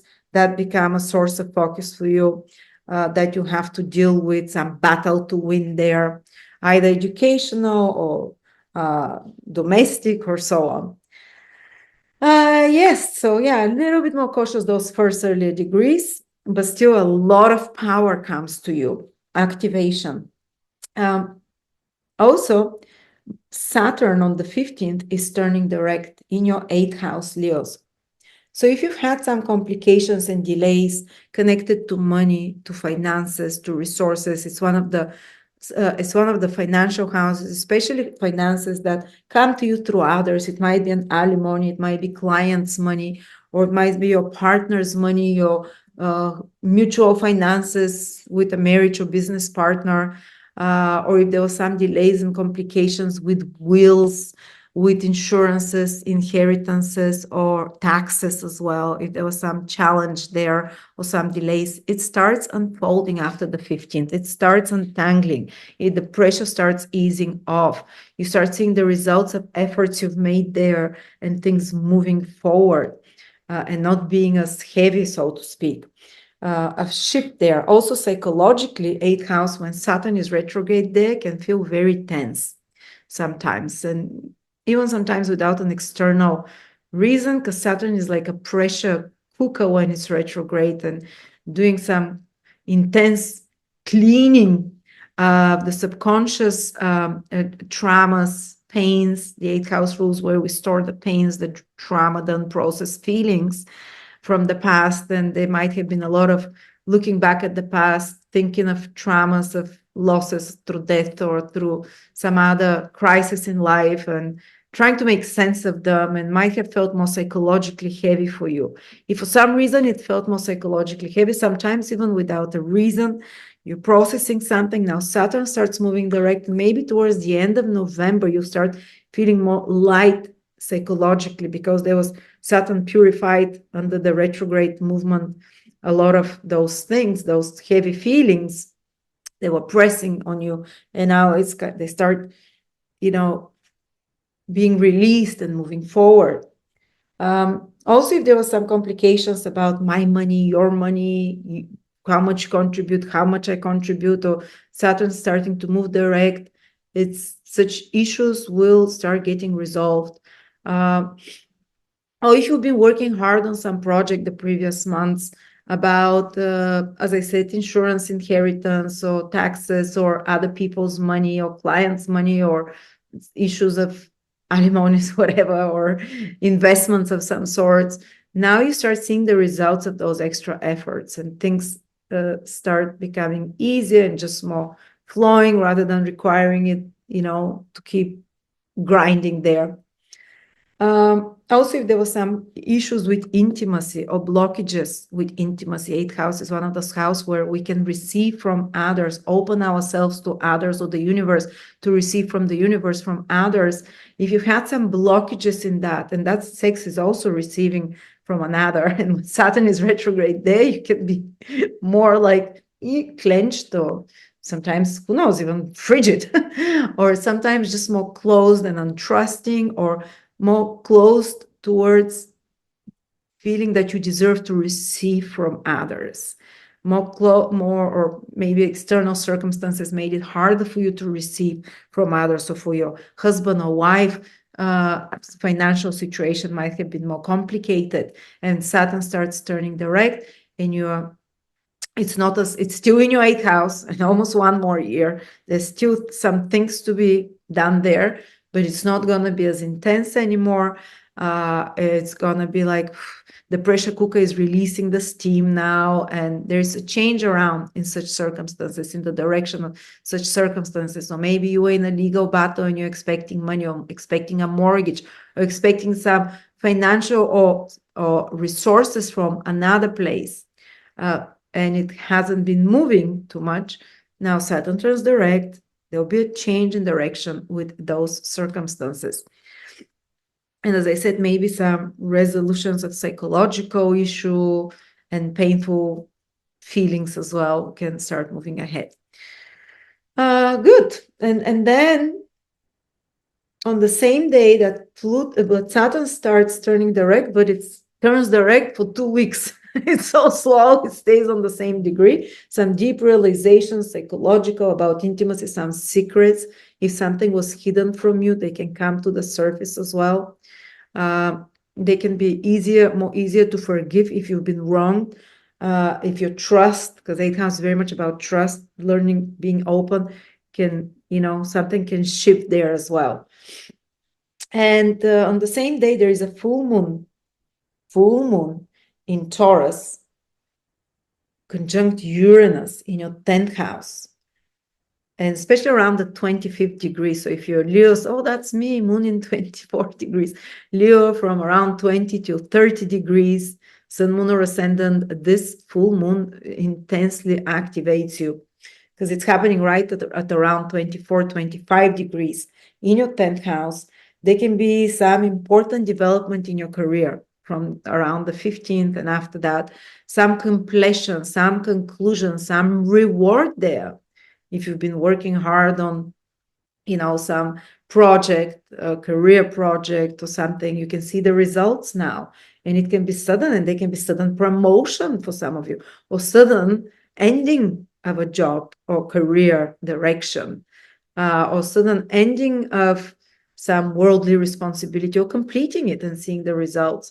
But you're seeing the fullness of the moon is the most you can get, and you see, are you happy with those results, or there is some important deal can break through. For example, I just had a friend, there's a full moon now in Aries, and my Cancer friends who are before you, 2 of them called me and said, I'm expecting a very important deal today to close. I said, it's full moon in your 10th house. It's going to happen. And then the other one called and says, I want to quit my job now, and should I wait? And I say, it's full moon in Aries, you'll quit it today. So, in your 10th house. So some important decisions there, either rewards or endings or completions connected to career. And they can be very sudden.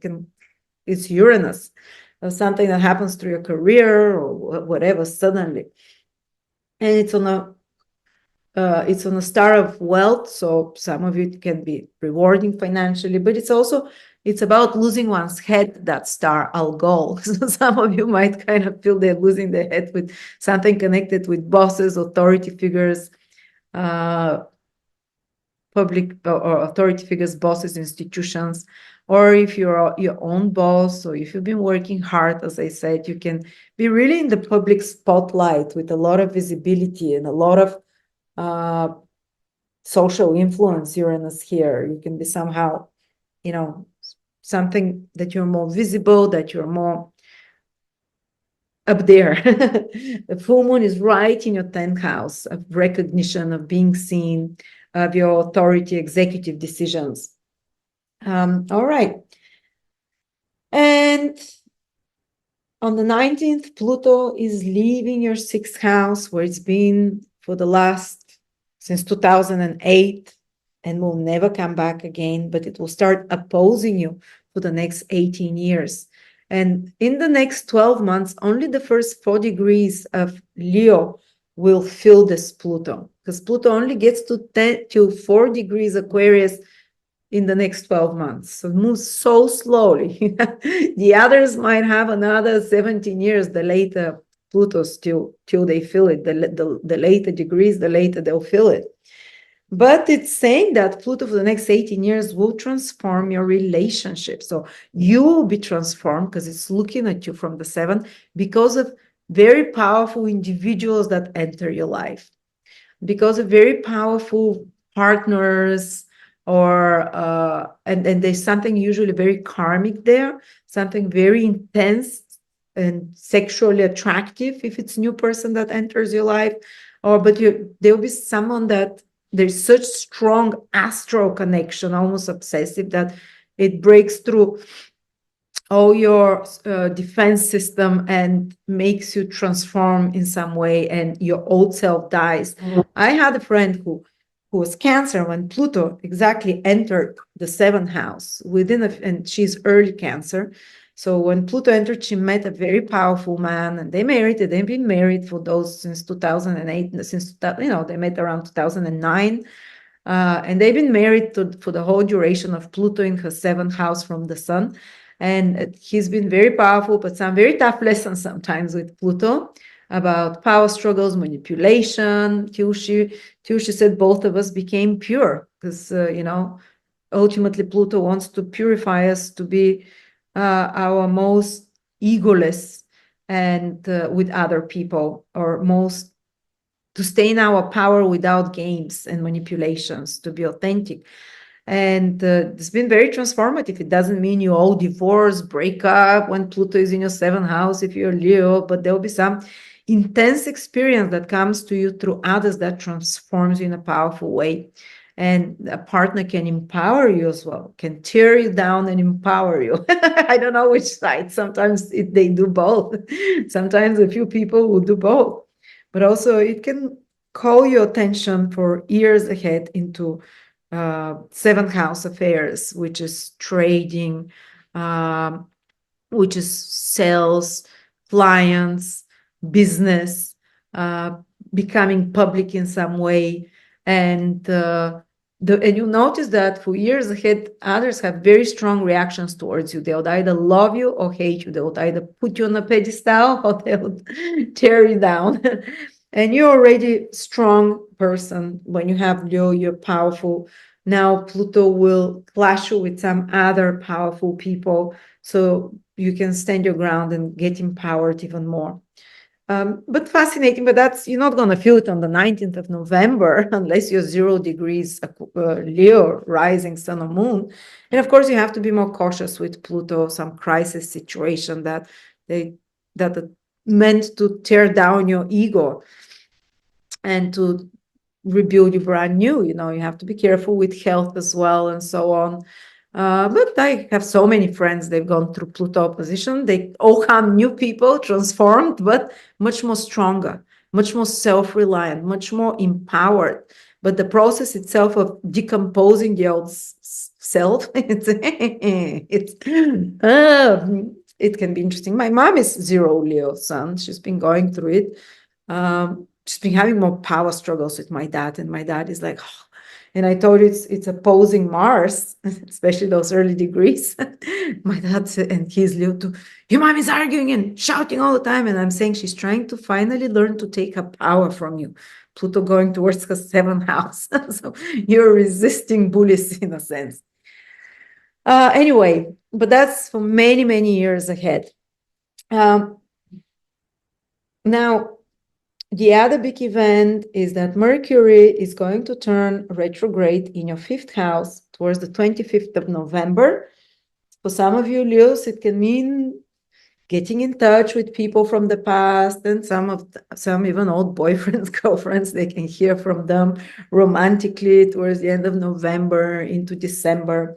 But otherwise, Mercury is staying the whole November in your 5th house, the whole December in your 5th house. Mercury usually stays 10 days in a house. It zooms quickly through there, but Mercury staying for a couple of months. There is a lot of focus on, if you have children, on your children. Towards the end of the month, they can go through some changes and some renegotiating of the relationships, and the rules or their schedules can change. Or also, these are your Fifth house is your romantic partners, if you have such, or your marriage partner as well, the romantic side, the heart connection side to it. Not the my responsibilities, your responsibilities side of it, more like your how do we stay in love and feel in love. And Mercury there asks you to have some heart-to-heart conversations when it is, to pay more attention to this side, to speak about romantically, somehow connect, to have clarifying conversations. And they might be, yes, if romantically the partner you're with is not committed or is not fair play, Mercury retrograde can bring those issues to the surface to be discussed, or can even deepen your connection there. And Saturn, as we said, is starting to turn direct in your eighth house of intimacy. So some important developments can be there.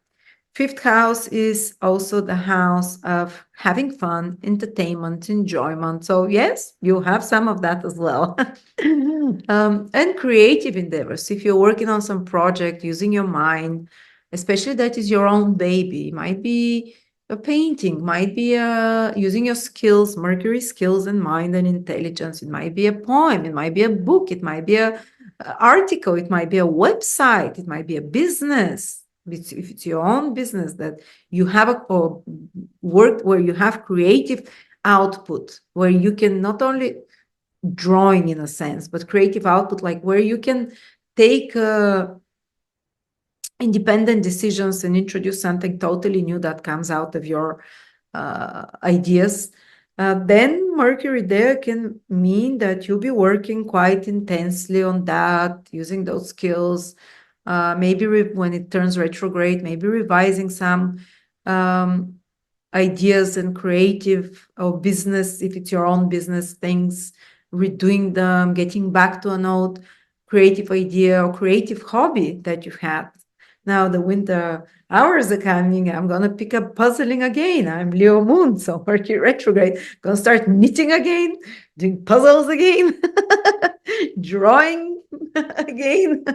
So coming back to such things. So coming back, good times is the fifth house, going and having holidays or visiting places that you like, that you've been to before, reconnecting heart to heart with people that you feel heart to heart to, that you haven't seen in a while as well. It's not necessarily boyfriends, girlfriends.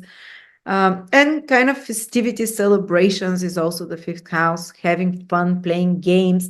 But also Mercury retrograde will ask you to rethink how you have fun, how you enjoy yourself. Is there another way to do it? More balanced way, because Mercury is a very balanced planet. But yeah, you might be working and redoing some project, as I said, but Mercury retrograde is helping you because it's trining you, Leo. So if you're from 6 to 22, 3, 4 degrees Leo, Mercury sending trine, you can get a lot of good job done, Mercurial, try and wrap up stuff. After 25th of November, it's more things that you haven't finished that you're doing, that you're redoing, that you're reorganizing business-wise, communications, and so on. But this Mercury retrograde is mostly positive for you, despite of the square to Saturn. There might be some expenses for children, parties, celebrations. Of course, that's normal. And yeah, some corrective activities and clarifying conversations with loved ones or towards a creative project you're working on, because Saturn wants to correct things, and so does Mercury retrograde. Okay, Virgo, Sun, Moon, or Rising. The month starts with a new moon in your third house. There might be on the 1st of November, there might be an increased flow of information. You find out some piece of information, some documents, some papers, so just maybe some correspondence you have to do, or maybe some short trip that transpires over the next 15 days. More people connecting to you, talking, or renewal of existing projects that are about writing, speaking, administrative work. It's like your mind will be more busy there with learning, reading. You might be more interested in news, what's happening, because third house is like, wow, I'm curious around the world around me, what's happening. Some new contacts can appear for you, some new communications with others. new phone some of you might buy, or new laptop, or make a new social media account. And if you're starting any business activities, because it's a business house of connecting with others in some way, whether it's marketing, advertising, writing articles, products, whatever, contacting newsletters, or business meetings of any sort is third house. If you're starting anything third house like that, it will be long lasting because Saturn is trine. Might be slower developing, but long lasting. So yeah, if you want to buy a more durable transportation device, communication device, do it this new moon after the first, when Saturn is trining this new moon, so it will be more durable for you. Or maybe some trips, short trips can appear for you, or maybe some new collaboration or kind of a contact. This can be longer lasting ones.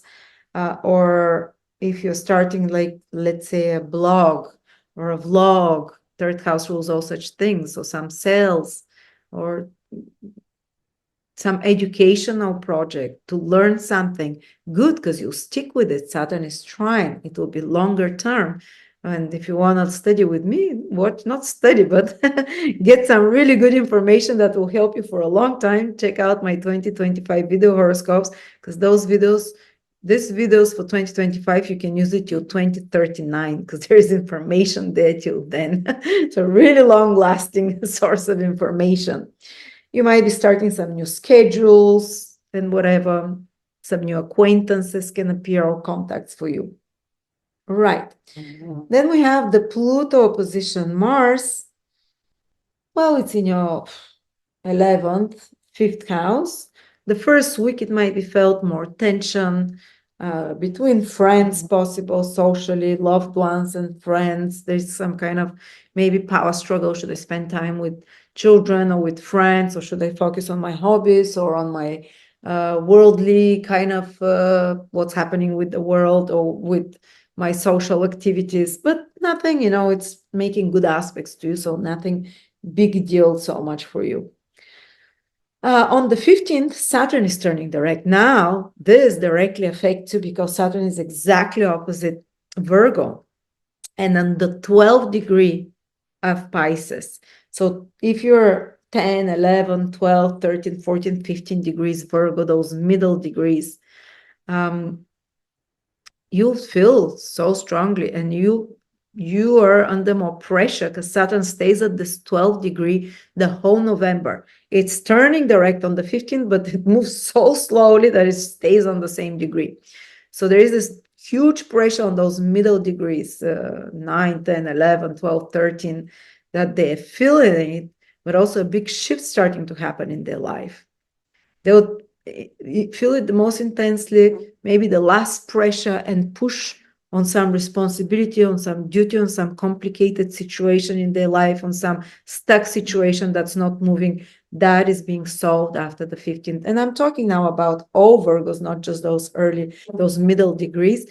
Any complications in your relationships or in some contract or some delay in agreements with another, some problem in the life of your spouse or business partner or other close person, or any kind of difficulty in your relationships with others, and distance or testing of your relationships, or of a commitment of some sort, or of a contract, it starts turning around. It starts shifting in a different direction.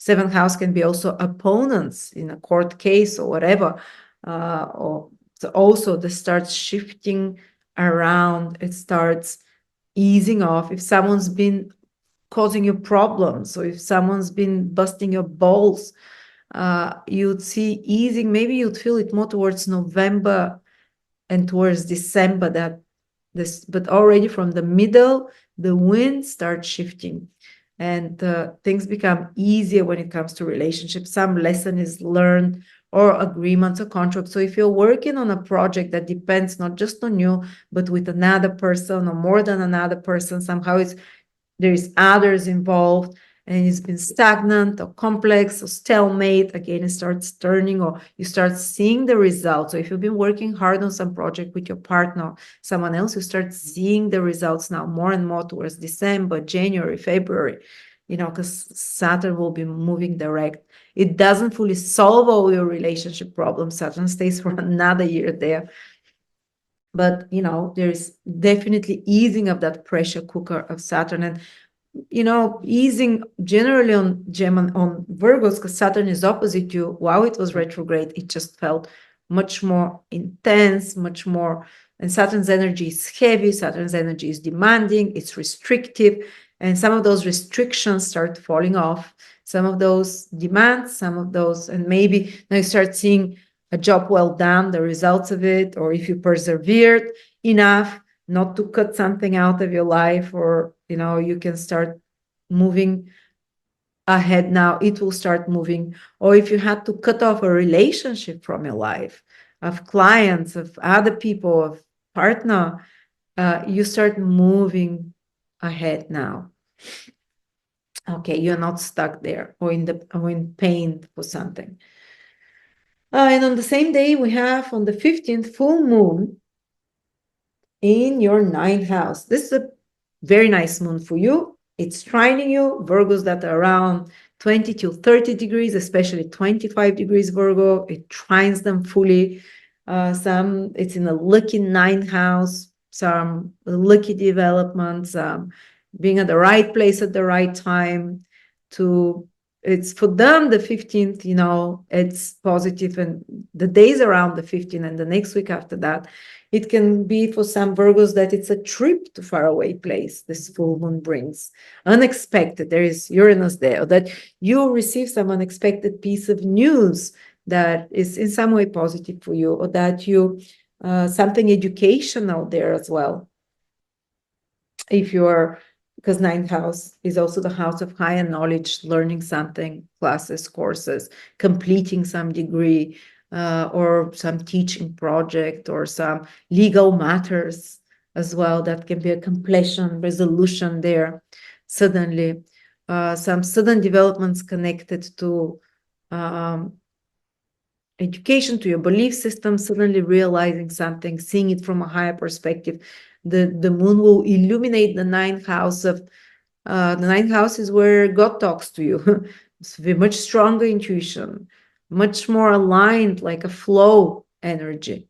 Yes, there can be some surprises, some surprise around those days that throws off your routines and whatever, but some revelation, something that you discover, something that makes you make sense and gives you clarity about the future, or about something about the past, that and you see it for what it truly is.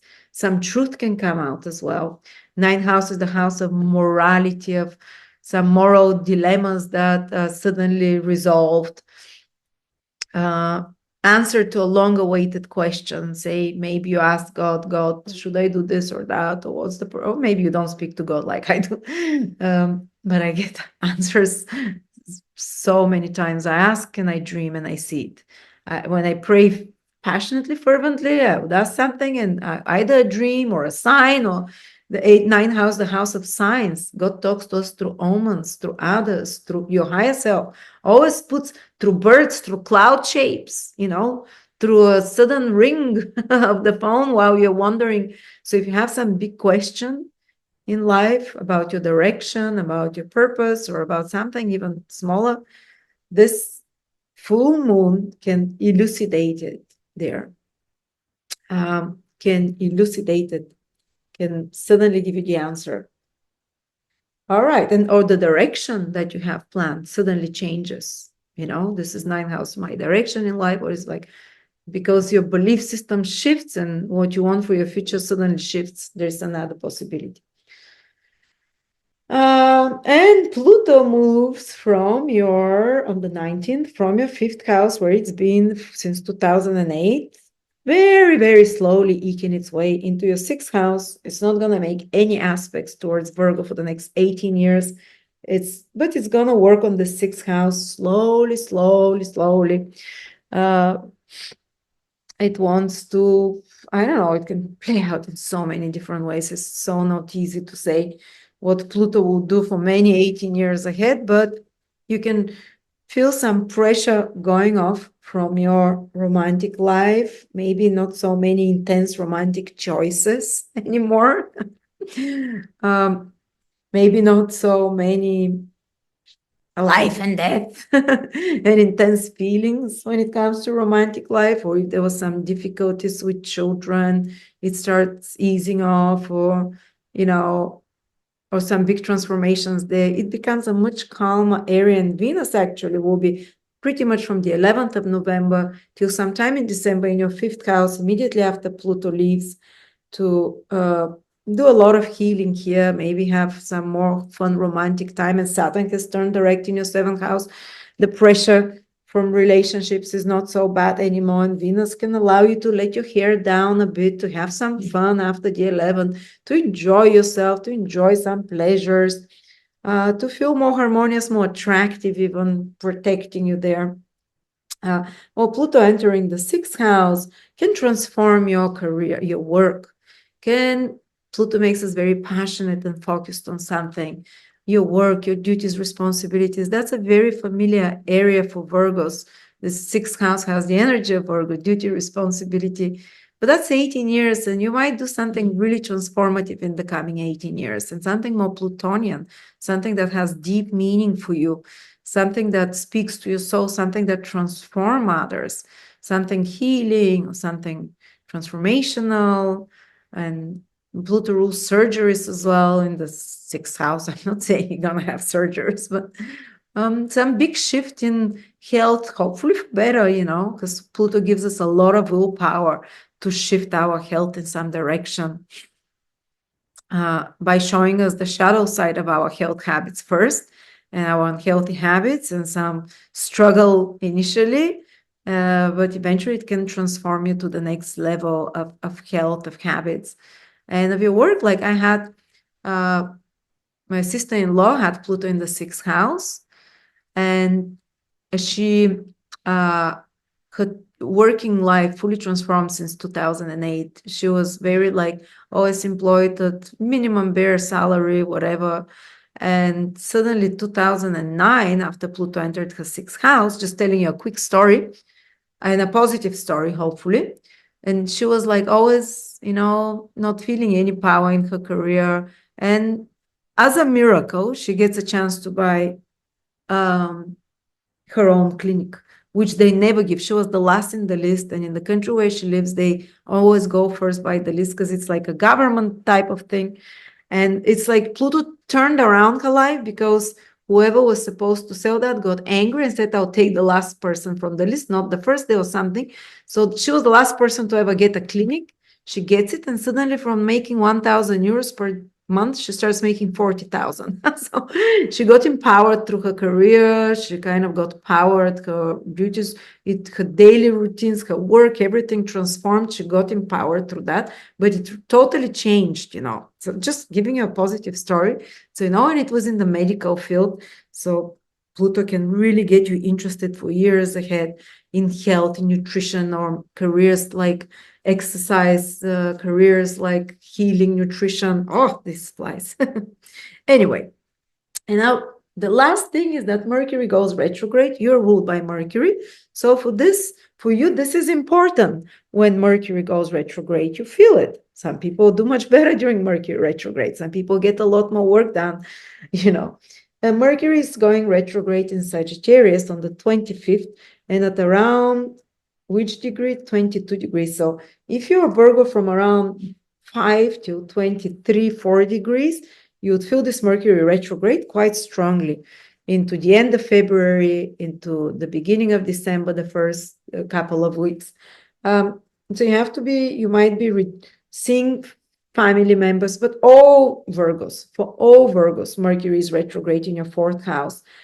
You have to take care of some family matters, some papers or documents about real estate property, or some family arrangements you might be doing, or getting in touch with family members you haven't seen before, or going back sometime in November or December, because Mercury is in your 4th house for 2 months, to the place you were born, or seeing your parents if you haven't seen them, or revisiting your place that you feel was like your home, or doing some changes around your home, some repairs, fixing something that's broken there, because Mercury is square by Saturn, or having some clarifying conversations about the rules in the family. Who's gonna do what? How is the rules gonna be now in the family? Changing the rules there, or maybe have certain plans with family, near dear people. After the 25th, it might be they might be thrown off a little bit, unless you're going back to a place that you can redo. I remember I built this external outside kitchen for the 2 months that Mercury was in my second house, in my fourth house of property. I started it with Mercury retrograde. It carried on with Mercury direct, carried on through the retrograde, and it took 2 months. They said initially 1 month, of course, Mercury retrograde, 2 months. And yeah, so you can do some very constructive, useful. Mercury is planet of organization, of dealing with details, but Saturn makes sure be careful so you don't have to redo it again after that. Because like we had to redo some of the pillars a year later after that. So yeah, you might be doing something, moving, changing something at home, or just the dynamics of the home, or so on. But of course, because Mercury is squaring you, even if it has nothing to do with home and property, it might just do with mercurial tasks, revising, editing, passwords, be careful, miscommunications, catching up on old correspondence is good, getting some old written, spoken papers, documents, doing something there, or using your skills, conversational, intellectual skills, on working on some project with extra efforts, because a retrograde planet and the whole cycle requires 3 times and longer time focus and attention, but the final results of anything mercurial, which is always business and work connected and communication connected and relationship connected, becomes much better and much lasting. But yeah, there might be some clarifications also in relationships and reevaluation, because Mercury squares your sun, moon, or ascendant, the axis of relationships as well. Or it can be just, getting in touch with people from before. So there you go, Virgo. Now we continue to Libra, sun, moon, or rising. Libra, the month starts with a new moon in your second house. Resetting your values, maybe deciding to invest in something new. And if you decide if you have any decisions connected to money, to assets, to value, to material, tangible things, if you decide to start something new or take some action, I think it's going to be quite positive, because Saturn is trying this new moon. It might take longer time to give returns or financially, but it's a long-term investment, or it's a long-term, or if you take some actions to have more money, whatever, something that will stabilize your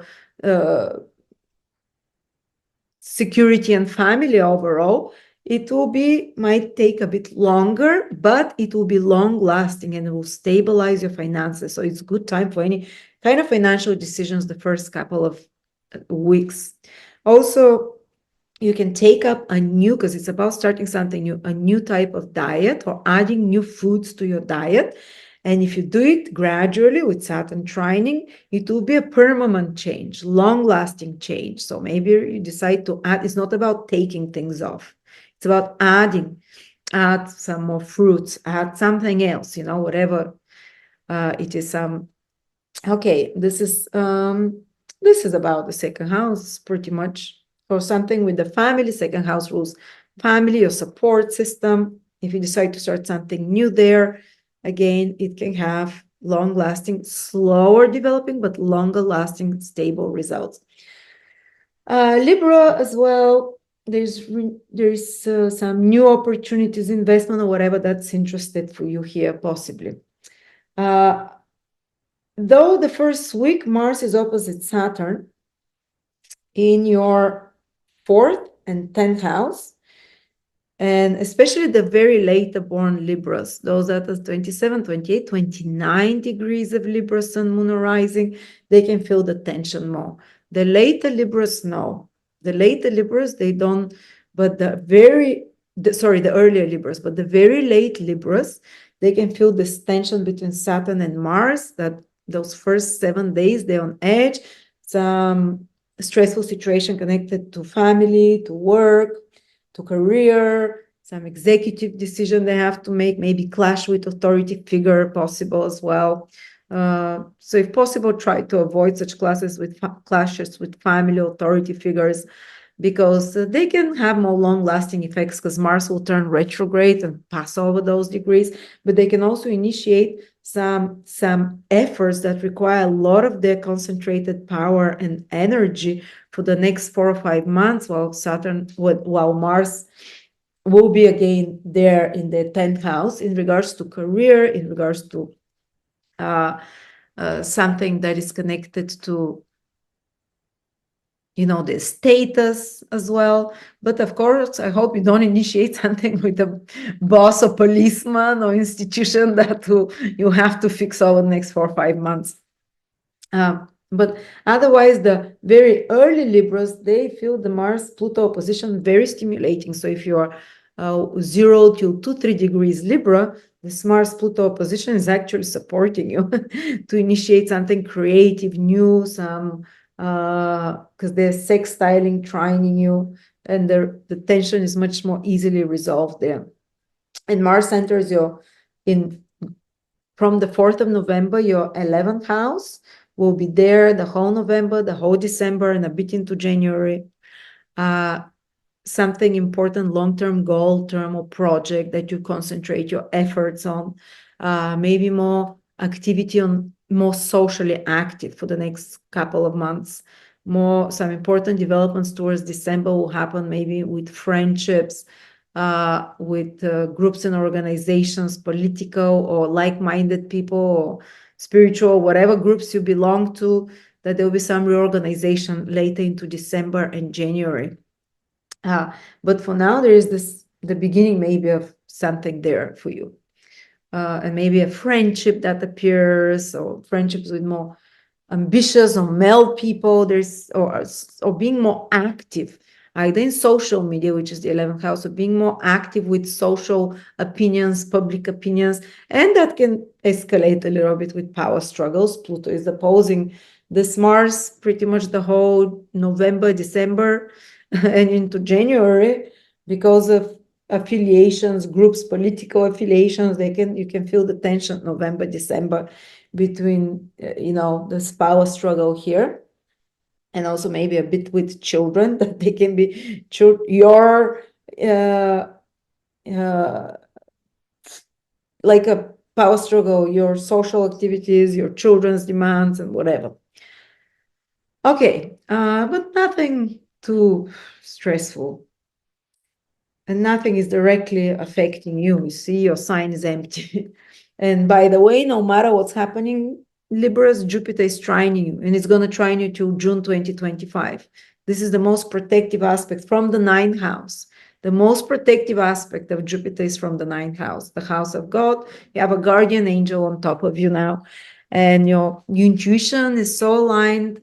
Jupiter opens the channels to your higher self to be at the right time, at the right place. So no matter what daily frustrations are happening, luck is on your side, and because you're aligned more to the morality, to truth, you're aligned more to higher impulses, and because of that, divine forces protect you. And also, if possible, always telling the truth will even raise your vibrations much more, and you're improving yourself in some way. Jupiter is self-improvement when it's in the 9th house. Anyway, back to November. Then Saturn is turning direct in your 6th house on the 15th, and it's been retrograde for 3-4 months. So if you've had some health complications, health uncertainties, or Saturn retrograde is like pressure cooker, I call it. So if there was some pressure there on your health, it starts unfolding after the 15th. It starts becoming easier. The steam is let off. It's not as intense. So maybe you are purposefully fixing and changing your health habits over the last few months. If you've been doing that, when Saturn starts moving direct, it becomes easier and easier for you to maintain those long-term, those, to start seeing the results of those health changes, implementations that you've done.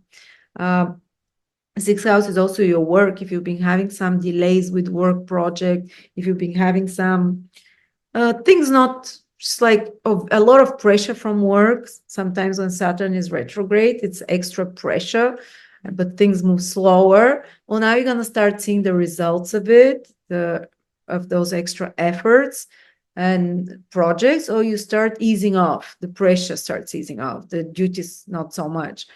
The routines, and maybe if you implement it and change your routines, now you feel it's easier for you to maintain them and to move ahead with new such implementations of new healthy habits, of new that you'll work through for the next 1 year, because Saturn still stays in your sixth house for 1.5 years.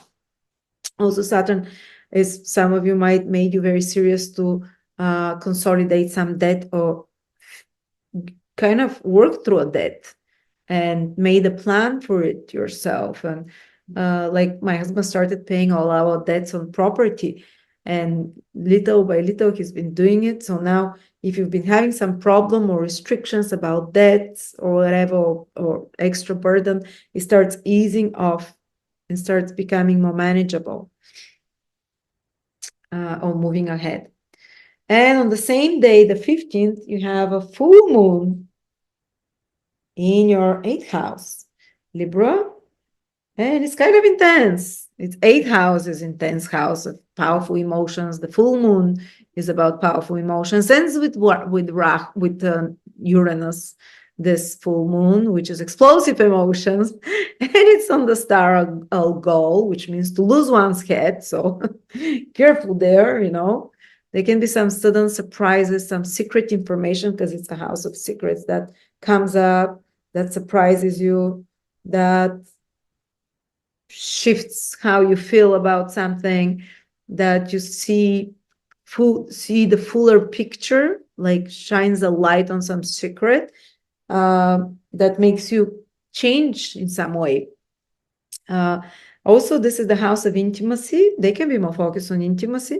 There can be some surprise there or some intimacy, more bonding, but also exciting, but also surprising development, let's say. Also, this is if you have any stock market, or if you work in banking, or if you're dealing with any, it can be some developments dealing with insurances, inheritances. There is a surprise element.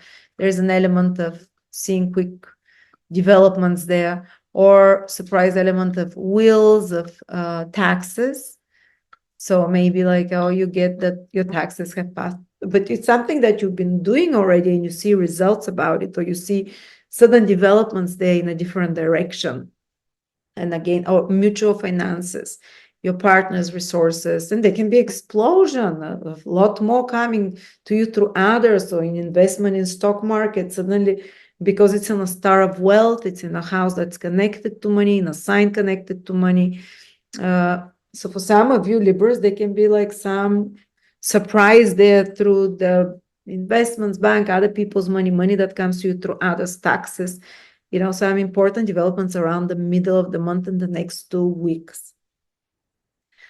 All right, and there can be some realizations about certain traumas, feelings that you've had, like the moon illuminates with the light there, and you're like, oh, okay, and you know, such kind of stuff.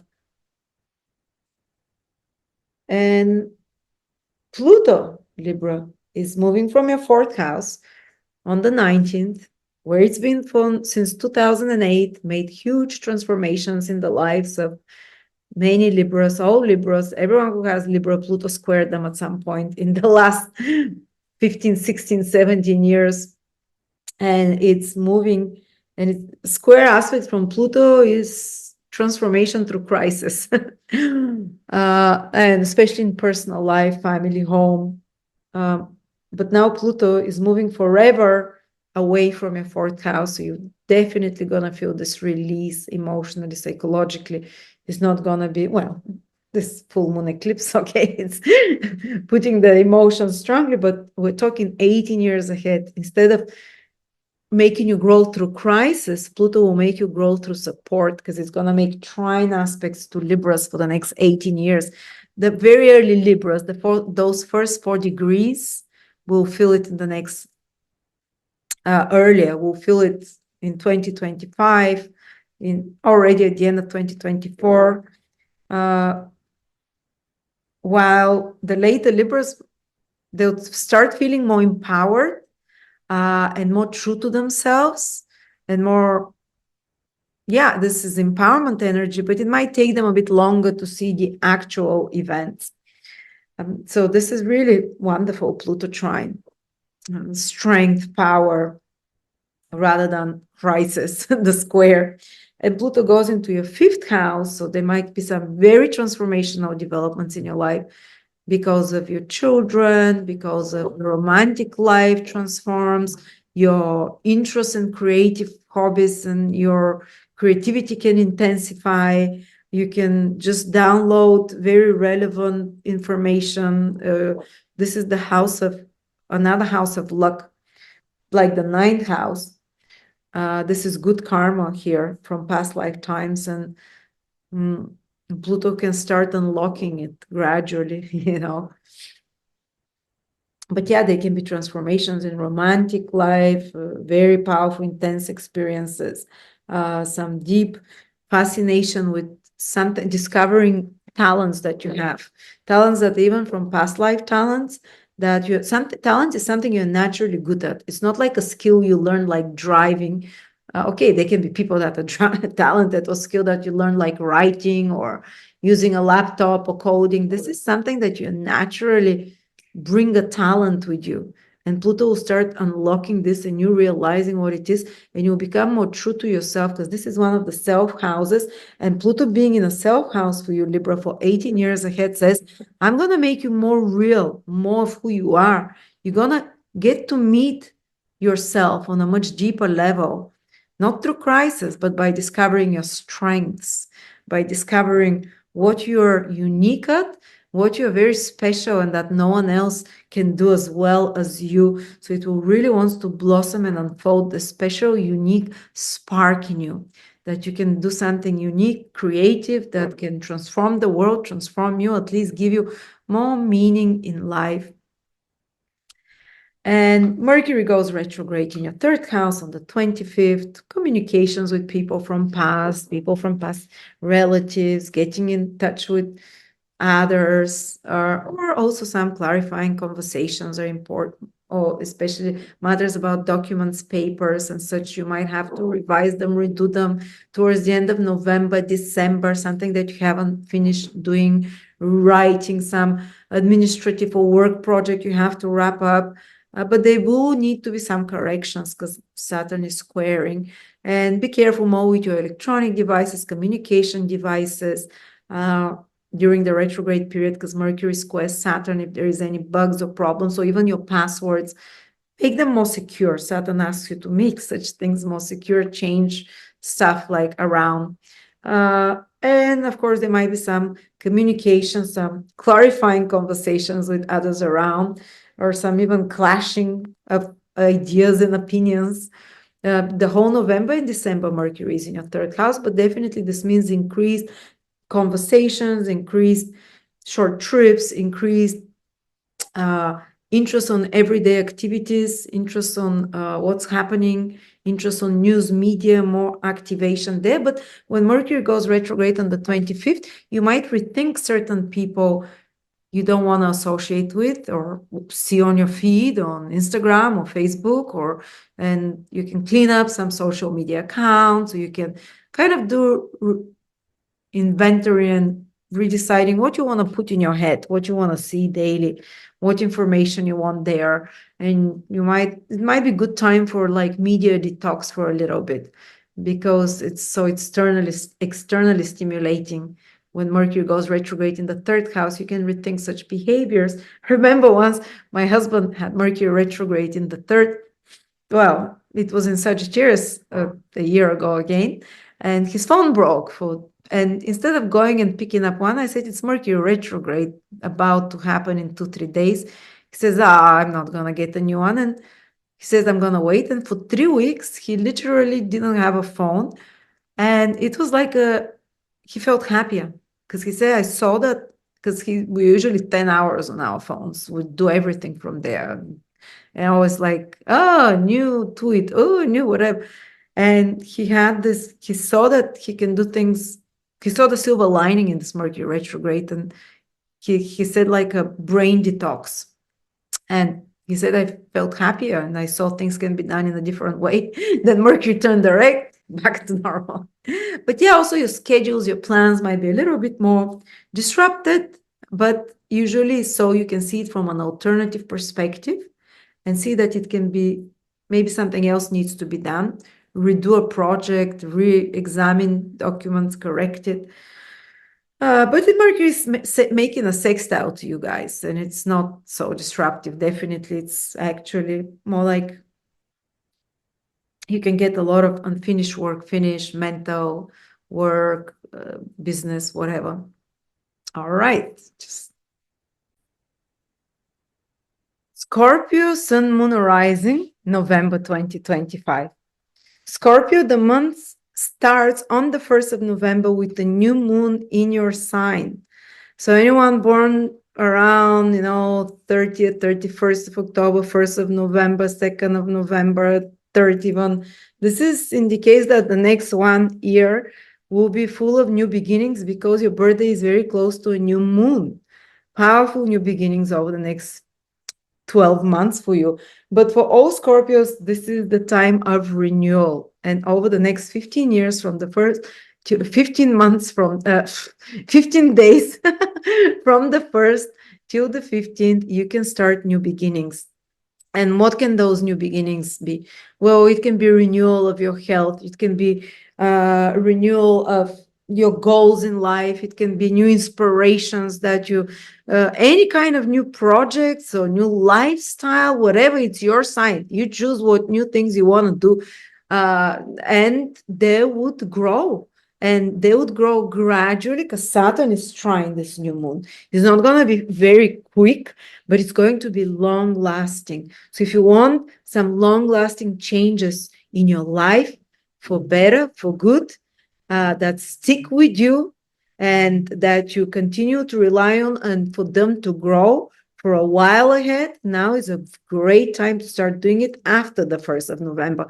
Wait a day after for the energies to settle. And you'd have time to unfold it and it will be stable and it will be kind of really grounding for you and positive, but without any rushing. Of course, Saturn is aspecting. So this is the new month, new beginnings. Write down when new ideas come, do at least the first steps there, new direction in life, and so on. Renewal for you, Scorpios. The same time, Mars is doing opposition to Pluto the first 5, 6, 7 days of the month. You can feel it. It's from actually the very early Scorpios can feel it more tensely. The ones that have 0 to 3 degrees, 4 degrees of Scorpio, Sun, Moon, Rising. So the very early Scorpios, they can feel this tension between Mars and Pluto, even up to 6 degrees, because Mars will square those 6 degrees in November, the first 6 degrees only. So you can feel a bit more challenged, those early 6 degrees of Scorpio this November because of the opposition of Mars and Pluto. You can feel like others are challenging you more, or that they can be some authority figures here, or bosses or institutions, or avoid conflicts with police and such kind of, but you can also find yourself that you're more motivated, more ambitious, more driven to achieve in your career. And Pluto gives extra willpower to Mars and extra concentration and laser focus to achieve something. You might embark on some difficult project that requires you to fight or to mobilize your energies there in regards to your career, in regards to your direction in life. And of course, you can feel some tension with authority figures or father figures or with your own, authority, this impatience there, and even with family. And this is for all Scorpios now, because Pluto and Mars will be opposite their home, family, and their career areas. So there might be some changes or important decisions you take on this axis: personal life, property, family, and work, career, the worldly responsibilities. But you don't want to start fights and anything like that, because they can drag out, because Mars will go retrograde in December. If you pick up any fights, conflicts, they can drag out for the next 4 or 5 months even. But you want to use this Mars in your 10th house in November and December in productive way. Get things done. I love Mars in the 10th house. Even when it goes retrograde there, that's when I restructured my business, how I do it, the structures of everything. It was some extra efforts. I saw that some things were not working, but I was so happy with the final result. And you're going to see the final results in April, May of 2025. But it might require some concentrated efforts initially. Okay, and Mars rules you, so wherever Mars goes, you put a lot of energy there. And there is Mars is moving from the 9th house to the 10th house, more ambition, more drive. Some of you, Scorpios, over the next 4 or 5 months will change. Even especially important is November and December, can change the direction of their career, can restructure something, can later on into December, January might go back to a career or project they've done before, they haven't finished, or they might just somehow, the whole status, especially the earlier born Scorpios, the whole status can change in the world. Okay. Then the other big event is that there is a full moon eclipse on the 15th here. It's not eclipse, sorry, full moon in your 7th house, exactly opposite you. Especially those Scorpio born in the last 10 degrees, they'll feel it very strongly from 20 to 30 degrees, because it's happening at 24 degrees in Taurus, and I give 5 degrees on each side. There can be some but I'm also talking for all Scorpios, because others can feel it as well. They can have some surprise that comes to you from the outside around the middle of the month. Some surprise development in the life of their partner, of their business or personal relationship. Something suddenly shifts, something changes the relationship, or your partner changes in some way, something in his life circumstances change, and it happens surprisingly. Someone from the outside, another person can trigger you, can instigate you in some change that you make yourself, and especially those degrees that I said, 22, 23, 24, 25, 26, 27 of Scorpio. It can be life-changing, this full moon for you, because Uranus is opposing. It's part of the eclipse. And the full moon. The full moon activates it. So life-changing decisions. You see how the major events this month are happening. New moon first in your sign, then 10th and 4th house. These are the pillars of life. This is you and your actions. This is your personal life, family, home, place of living. This is your relationships, and this is your career. It's like on a cross, but different degrees are being triggered. One's the bit later degrees, Mars and Pluto, the earlier degrees. So just giving you for more clarification. So for some of you, this full moon in Uranus with Uranus can suddenly end the relationship, because it's full moon. It can't grow more. You've seen the full potential. That's all it can do. You end up a contract, you end up a relationship, you end up a business partnership, you end up a collaboration with someone, or who is your client or associate. It's like, okay, I'm done. Uranus cuts off and doesn't look back. For others, it can mean that you see, because full moons are also about seeing the results of something. So if you've been working in collaboration with another, your partner's been trying to get a job or do some change in their life, now you see the results, and now you get the rewards as well. This full moon, you complete a project with another, you complete some business deal, you complete some it involves kind of ending, but it involves also reaping rewards and seeing results of some sort. Or you can get some illumination and clarity and sudden change of heart in regards to some person, or maybe energetic upgrade of an existing relationship very suddenly changes, like that, and moves it to another level because it's, to a new stage in some way.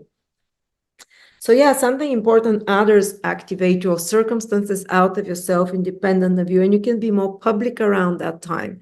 You can be more somehow take a decision either that ends things, completes things, changes things for you, and you can suddenly also make some important sale or some important deal that you've been working on. That's another way it can play out. Doesn't necessarily mean cutting off connections and that's it. All right, and on the same day that the full moon happens, Saturn starts turning direct. And Saturn's been retrograde in your 5th house for the last 3-4 months. And now it's starting to move forward on the 15th, but it stays on the same degree the whole November. So it might still feel like things are a bit stuck. And that might be connected to romantic life, or it might be connected to some speculative investments. But you start feeling a shift after the middle of the month. Gradual but positive shift. Because when Saturn is retrograde, it's like pressure cooker. It puts a lot of pressure on you in matters of love. Maybe there was some distance romantically. Maybe your romantic partner or you were busy with responsibilities and duties, so you couldn't connect on a heart level. Maybe there was just blockage in your romantic life, or not enough fun in life because of other circumstances. 5th house is to have fun, to enjoy yourself. Saturn there, retrograde, constipated area. But or you didn't feel pleasure or joy, but Saturn starts moving. So into December, you'd feel more and more that you're connected to your heart, that maybe romantically is not as under pressure. Some problem starts getting resolved in a romantic relationship. Maybe this Uranus full moon will also pop the cork and unbottle it, or if you had some, if your children have been going through some problems or more difficult period or more intense period, or in your relationship with you or in their own life, Saturn starts moving direct and you see them starting to progress, and the difficulties start untangling in those relationships with children, and that they're kind of are having more easier, becoming easier, so to speak.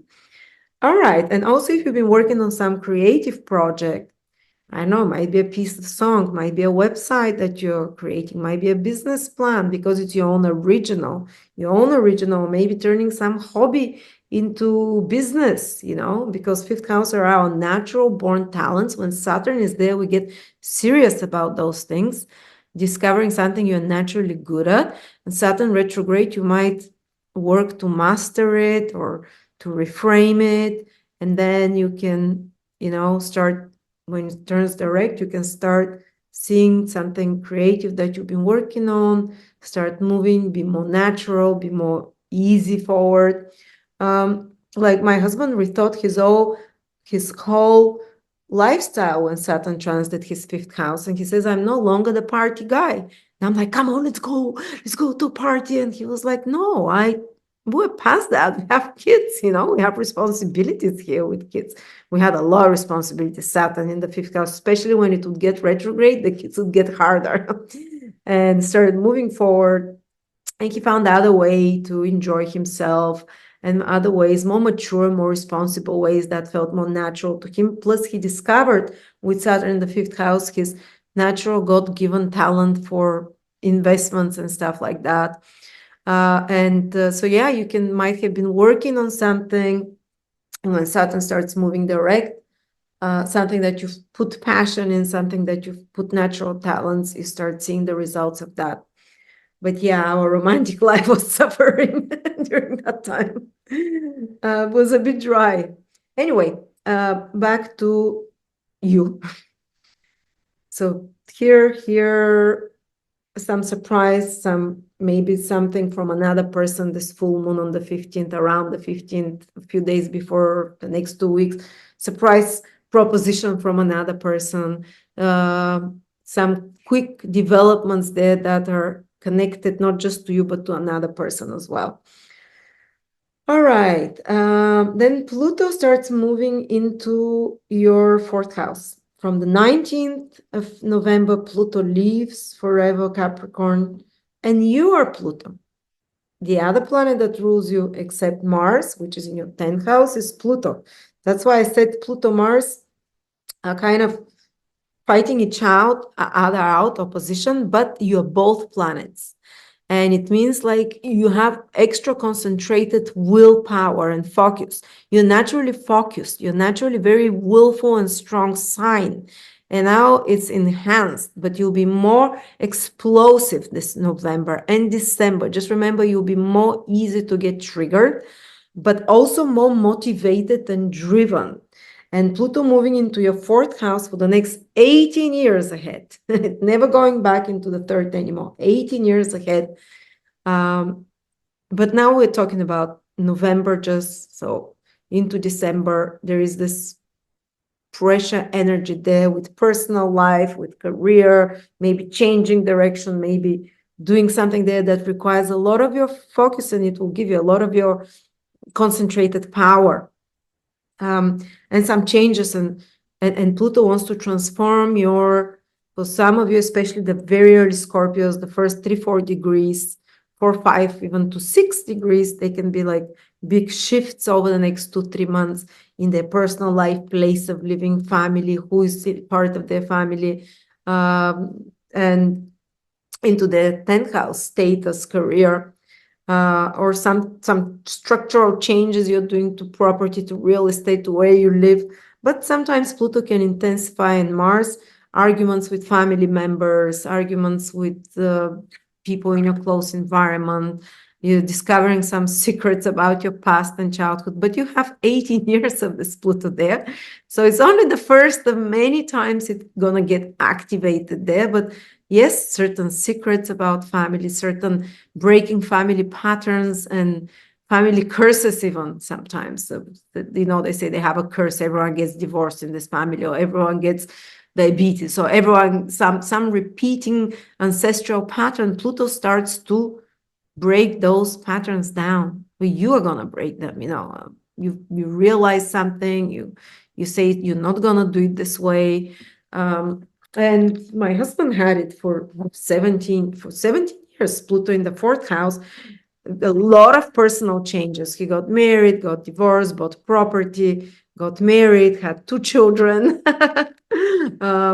discovered a lot of secrets about his childhood, about his mom, about his family that he didn't know, made peace with that, transformed it, feels Pluto just leaving his fourth house, feels much more anchored emotionally, much more solid foundation. But it's a lot of transformations for 18 years for you on this emotional level. And you're quite good with that, Pluto, the Scorpios, because you're naturally Plutonian. So Pluto transits actually are very empowering for you. You can handle them very well.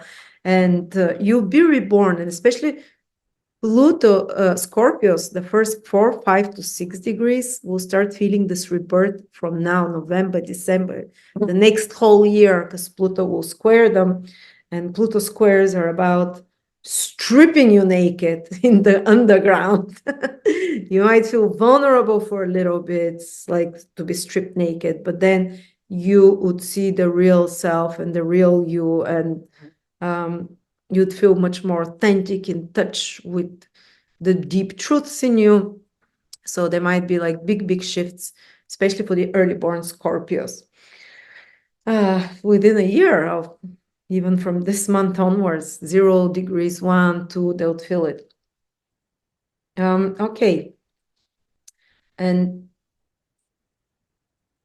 yeah, so yeah, you can be buying, selling properties for years ahead. You can even become very powerful because Pluto rules you in real estate, very powerful in anything to do with the hospitality, Airbnbs, or such areas of life, or just dedicate a lot of your energy for years ahead into family matters or psychology or your roots, understanding such dynamics, psychological, clearing up the karma of the family.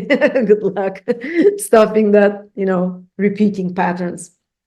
Okay, but that's for a long time ahead. I just wanted to quickly insert it there. And Mercury is going to go retrograde in your second house towards the 25th of November, but it stays in your second house the whole November and the whole December. Mercury usually stays in a house just for 20 days. Now, much prolonged period. So it's asking you, the universe, to pay attention to your finances, to what you consider valuable, maybe to change sometime in November and December your how you eat, what you eat, to re-examine your tastes.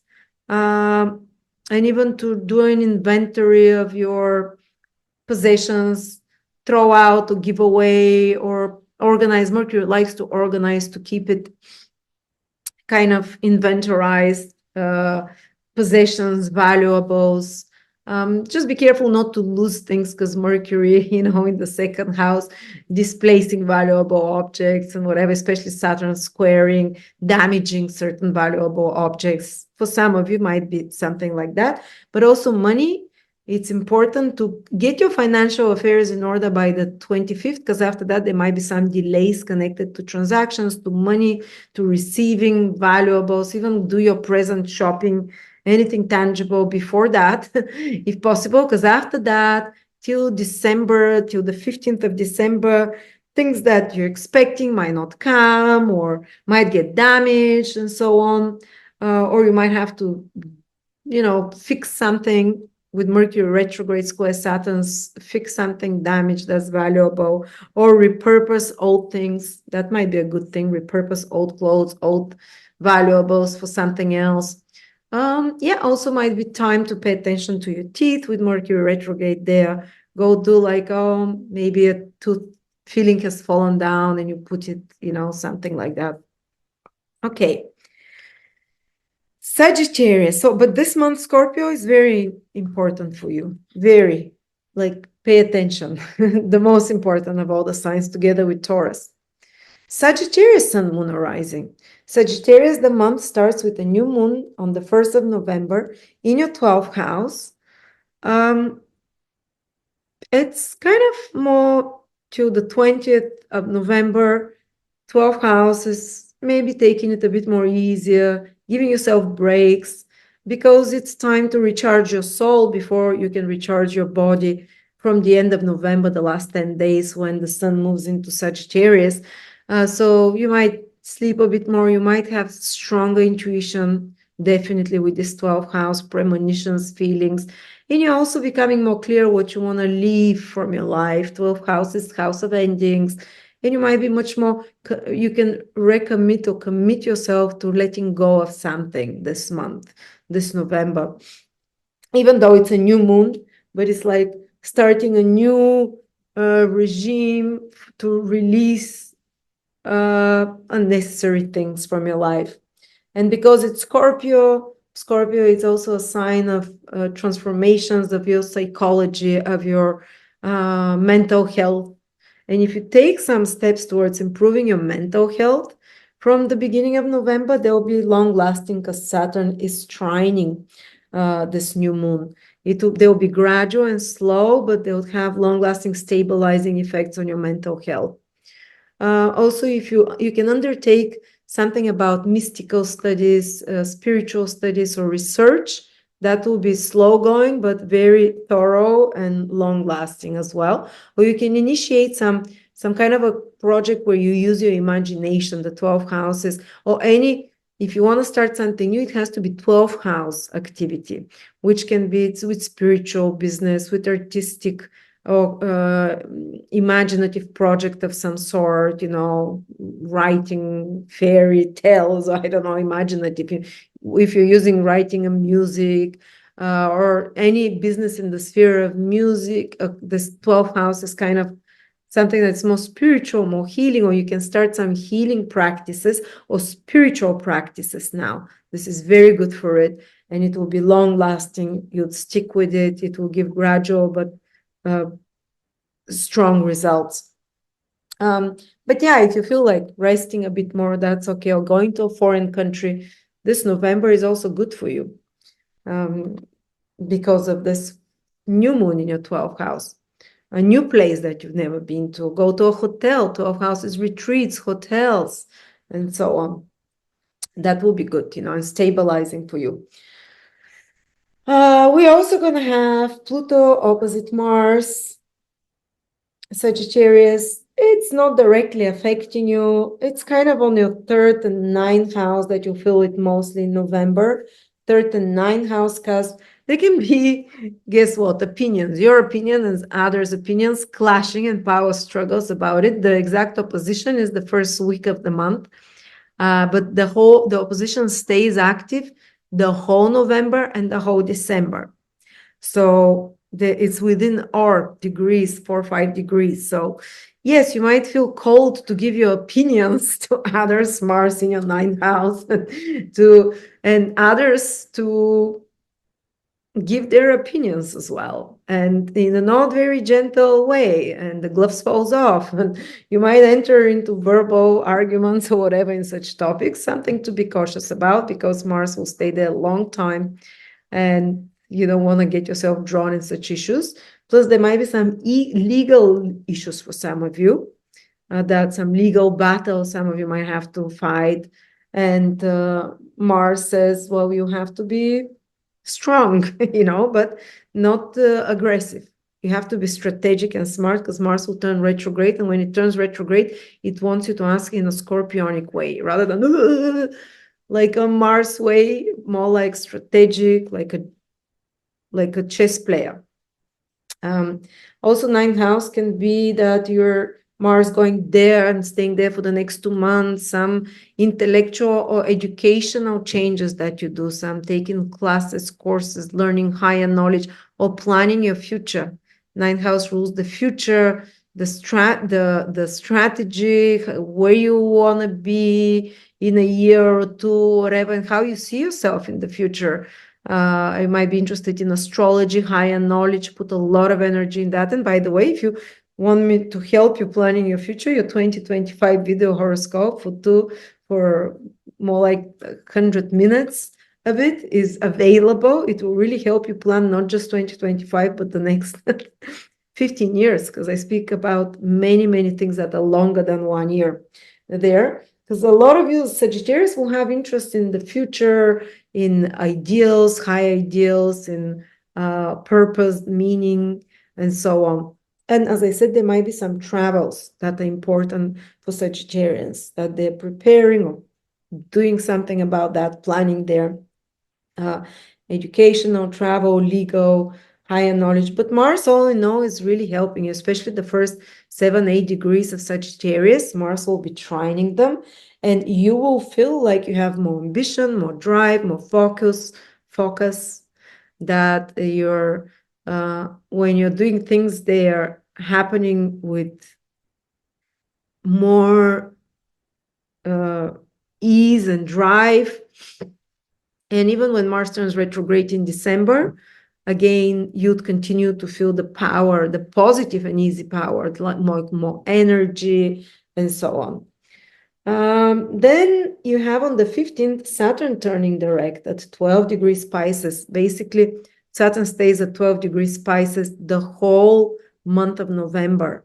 And it's going to square anyone who has the Sun, Moon, or Ascendant 10, 11, 12, 13, 14 degrees in Sagittarius. They can feel the pressure, because Saturn is basically stationary, sitting on those 12 degrees and affecting the 3 degrees before 12, so 9, 10, 11, 12, and the 3 after that, 13, 14, 15, very strongly. Something very important happens for those middle degrees Sagittarius because of Saturn square.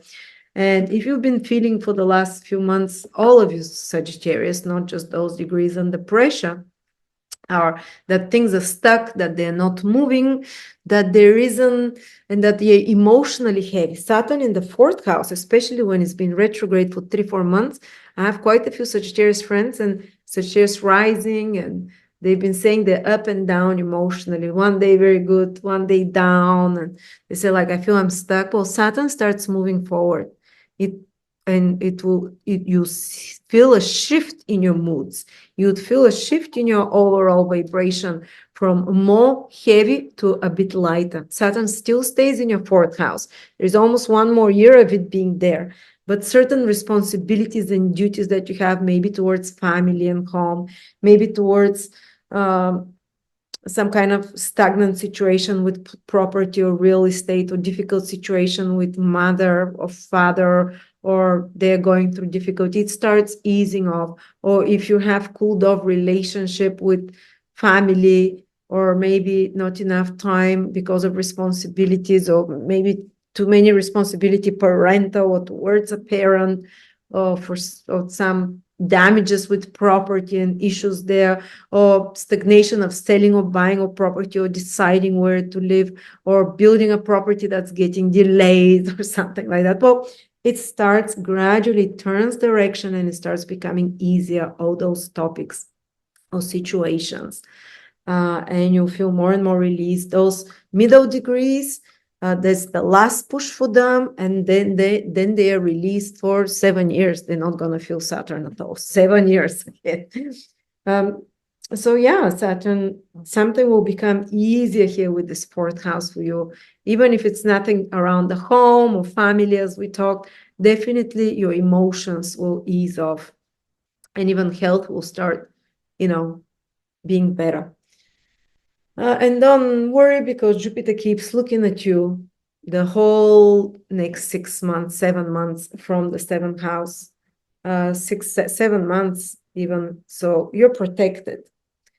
And you have a full moon on the 15th again in your 6th house with Uranus, which is more towards your health habits, daily routines, work. There might be sudden shift in regards to what you want to work with or sudden change, like with your schedules and routines. It's surprising, out of the blue, you've scheduled yourself that you'll do this, those errands, those tasks, those things to do. Well, surprise, Uranus in your Uranus full moon in your 6th house, something else comes up that has to be taken care of, or you might be completing some job, or you might be shifting that you don't want to be in a certain job, and you're ending it, and sudden choice, or you're completing some project or something you've been working on and seeing results about it.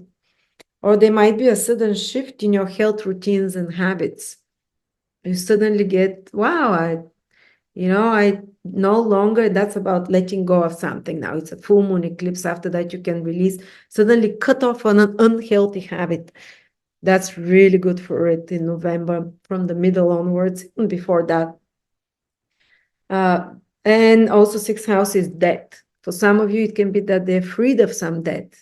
The debt can be financial, or a debt can be, or a debt can be a debt towards someone else, some duty, responsibility that you no longer want to do. That it's the karma that has ended, then you no longer have to do this duty and responsibility, and you're freed from some debt. 6th house is also health and illnesses. So if you've been carrying some illness, whatever, or condition, it might suddenly have resolution with Uranus there. Suddenly some kind of a solution or treatment or healing out of the blue, some realization that aligns your health to a different level. Okay. Pluto is moving from your 2nd house on the 19th into your 3rd house, where for the next 18 years will be supporting you. Pluto will be making only sextile for 18 years. Pluto will empower you without breaking you down. The sextile aspect of Pluto doesn't break you down, doesn't put you through crisis. I mean, It's not that you'll never have any crisis, but Pluto will just make you so much stronger naturally, and not to be afraid of difficult things, and to gives you more willpower, and it will give you a very concentrated thought. Your thought, the depth will surprise others. It's coming out of your money sector. So if you've had some big transformations there with money, with finances, some difficulties, these leave you behind, actually. So it will be much more calmer area of your life. While Pluto enters into your third house, you'd transform your skills, you develop skills and interests you didn't know you wanted to do. It can bring you great ability to learn and to study something, maybe to learn and study, because Pluto is very passionate, learn and study something, especially Aquarian, new technologies, anything new, anything alternative, different, scientific, technological. You can give you a depth of understanding. It can create some intense bonding with, and it can transform your social circle, though, like the people in your life, your friends around you. Yes, they can be, as I said, even already in November and December, some power struggles with siblings, with relatives, with friends, because of the Pluto-Mars opposition those 2 months, November and December. And also you have to be a bit more cautious about saying things that hurt others, because Pluto is heavy energy, and when it says it gets to the truth, but it's it can really but yeah, you're learning to find your truth as well, your true voice. But there can be some more intense exchanges with others, but still Pluto is supporting, especially the first 3-4 degrees of Sagittarius are very supported in the next months, 2-3 months, empowered. And Pluto will change your environment where you live, your mind, how you think, your relationship, how you relate with others. Pluto will strengthen and bring you more positive relationships, because it will send trine to your intimate relationships, marriage partners, business partners, this more close relationships. Pluto will definitely create more intensity, but not in a stressful way for years ahead, more in a intimate way, in a bonding way, in a transformational, in a positive way. Okay. So Pluto starts helping your relationships while transforming your thinking, your immediate environment, how you think. You're gonna start reading between the lines and seeing through everyone's bullshit like never before. And finally, Mercury goes retrograde in your sign. Actually, it will stay in your sign 2 months, the whole November, the whole December. Usually Mercury stays just 10 days, 15 days in the sign. So it's long stay of Mercury here. Maybe that's the most important influence for you. Actually, for you, Sagittarius, forget the new moon, forget the full moon. Saturn turning direct is the most important. Pluto helping you for 18 years, but specifically, and this opposition here, but Mercury will be in your sign for 2 months. You'll be very busy communicating, people coming. Mercury rules your 7th house of others, coming into your 1st house, a lot of exchanges with others, communications. You might be completing some old projects when it starts turning direct, seeing some old friends or boyfriends, girlfriends, exes can get in touch with you in November towards the end, in December while Mercury is retrograde, or just see people you haven't seen for a while. Or you might have some important clarifying conversations with partners, especially if it's not a balanced relationship and there is no equal give and take or equal or fair rules of the game.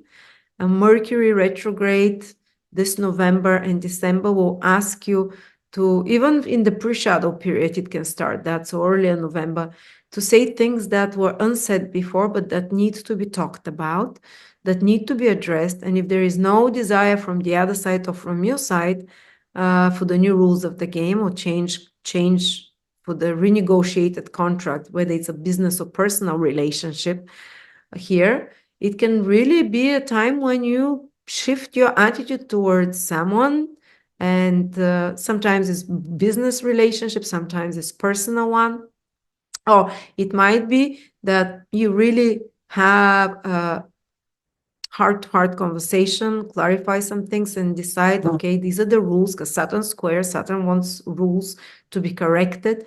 This is how we're going to do it. And if both sides agree, by the end of December, you can have a much better and stable relationships, much better and stable partnerships, contracts, agreements, but some contracts might be renegotiated, re-agreed. But Mercury also rules your career, so it might be very much connected, those clarifying conversations, corrections, things connected to your career, connected to your some institutions, papers, documents. I actually like Mercury retrograde in my sign. I feel under more pressure with mercurial tasks. I have to study, I have to talk, I have to communicate more, or I have to correct something when it goes retrograde. I have to do a lot more business, but usually my business is way better after Mercury retrograde period because I've put more order, organization there. I've done more seeding through what is important, what is not, reorientation, what is the more important stuff to do in organization there. All right, Capricorn, Sun, Moon, or Rising. Capricorn, this month starts with a new moon in Scorpio, 11th house, which means that, here it is, it's good. It's going to be a more social month for you. There can be a reset of a social setting.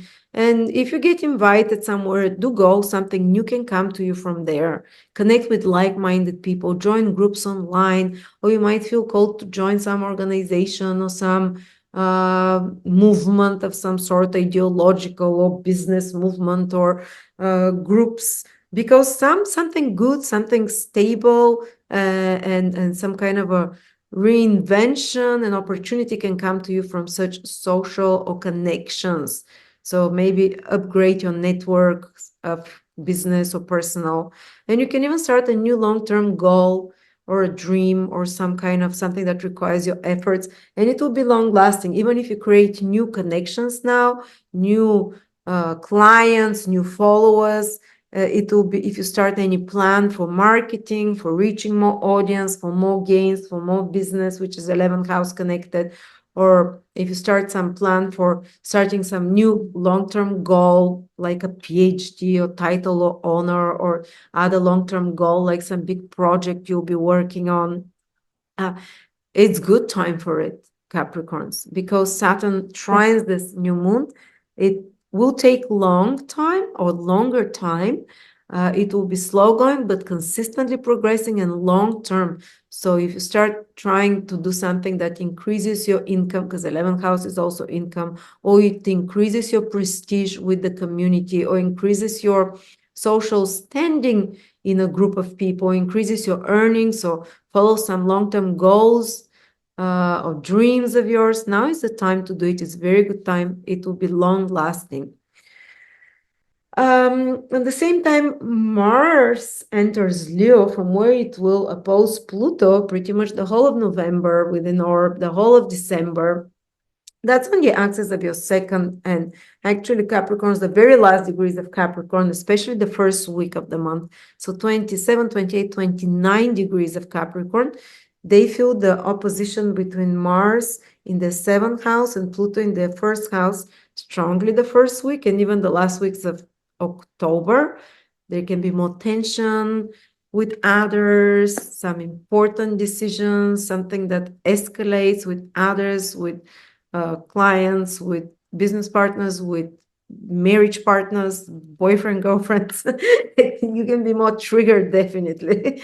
So a bit more careful this first week. And then Pluto and Mars pretty much moves. I'll get to Pluto, but Mars moves from the 4th, 5th into your 8th house, where it will have its retrograde period there in December. So you might be engaged more with matters for the most November, December into January, taxes, insurances, inheritances, mutual finances, money that comes to you from others, and matters of intimacy as well. Just throwing all of those topics, they speak anything to you. Personal transformation, psychological investigation, digging for secrets, revealing things that were hidden from you before. This can all be, and power struggles. Mars in the 8th house sometimes can bring power struggles, but these usually can be power struggles about values, mine versus yours, Pluto opposes. So if there is any danger in in November and December, it's if there are clashes between what's mine, what's yours, what I like, what you like, what you contribute, what I contribute, what you do, what I do, what is my thing to do, what is your thing. So there can be this clash. There's something to do with money that you might have to rework or redo over the next couple of months, money, finances there on this axis. Now, on the 11th, Venus enters into your sign. So no matter how Mars, Pluto craziness there, it's not even in your sign anymore. You're out of the picture, but Venus really protects you from the 11th to the end of the month. You can do Venusian things. You can go on romantic days. It will be good. Venus rules your 5th house. The planet of romance goes in the 1st house. You can have more fun. You can feel more attractive. You can feel more desirable. It's good to present yourself to others during that time because you just come across better and you make better first impressions, or just things go easier. You're more zen, more happy in that period. And at the same time, Pluto pretty much leaves your sign on the 19th, but you're free from that intense energy that's been there with you for 19 years. No, sorry, for 15, 16 years now. And Venus already starts healing you November, December. It's gonna get much easier for Pluto. That's what I want to tell you. And actually in 2020, because for Capricorns, no more Pluto will ever enter your sign. And 2025, Capricorns are one of the most supported signs of all the signs. If you want to check your 2025 video horoscope, they're out already. You can pre-order them till the 4th of November at 30% off. Because Capricorn will get a lot of support, and a lot of Capricorns will find possibly love and marry or something like that from next year onwards. But all the difficult influences of Pluto leave you. And if you pass the Pluto test, oh yeah, the planets feel like a kids game, like a piece of cake, honestly. After Pluto, yeah, you're going to have Saturn, Neptune, but they are much easier. Okay. And on the 15th, there is full moon in your 4th house, in your 5th house. So you see again, full moon, there is activation of the love house, the romance house. What does it mean? Maybe for some of you, maybe something surprising. Oh, you didn't expect it, or a surprise date with your partner, or someone new, or someone that, or some surprising development in your romantic life. The 5th house is also your children. The people that we love the most is the 5th house, usually the ones that make our heart flutter, our kids, our romantic partners. Of course, if they're the right one, if there is the in-love feeling. Otherwise, it can be some burst up here with romantic partner. Surprise, surprise, I don't love you anymore. That's the end. Because full moon is like, sometimes it's like it shows us the truth about a romantic partner, with Uranus, the planet of truth. On the star of very explosive, in Uranus is quite explosive. But also it can be some exciting entertainment, the second part of the month, party, enjoyment of some sort, because this is holidays, going to restaurants, enjoyable things you do. So they can be focused now towards the middle of November and later on.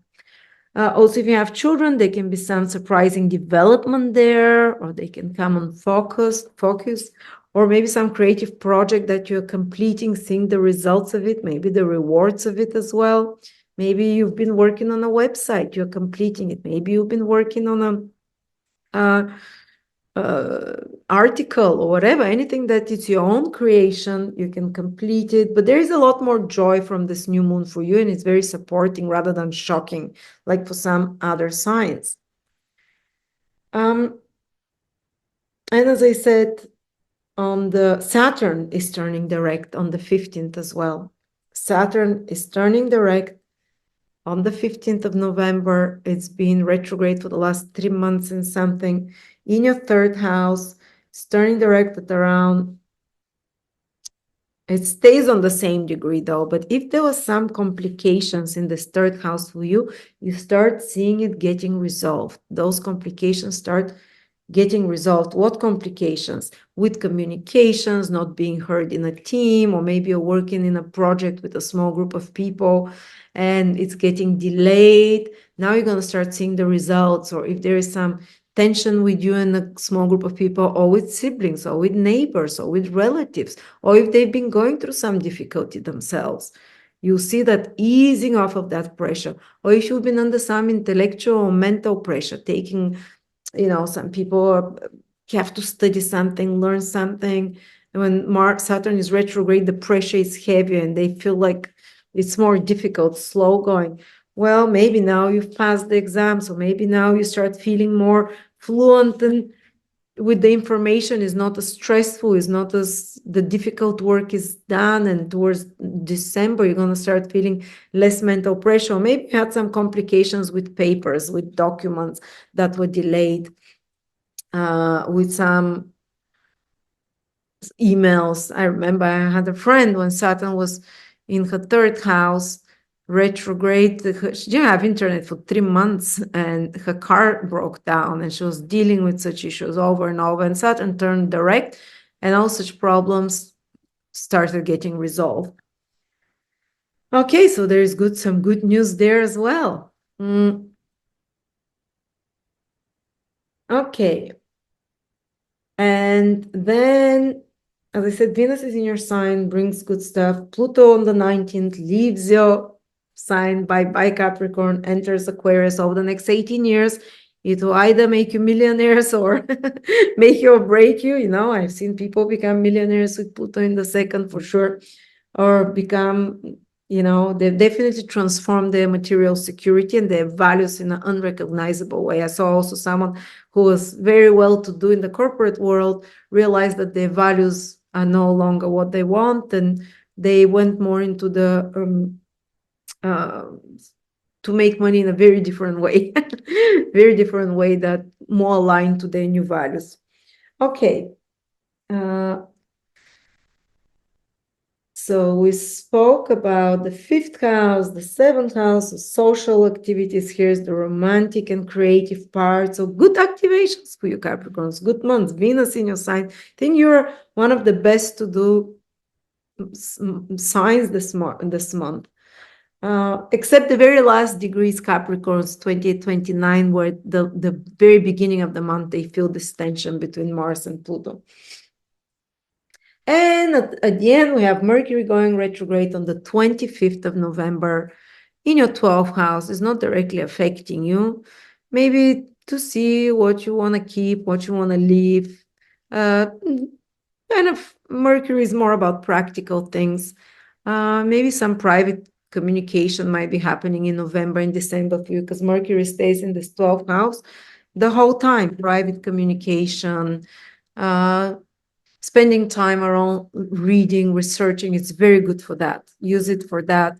Maybe working behind the scenes, completing something, putting finishing touches when Mercury is retrograde.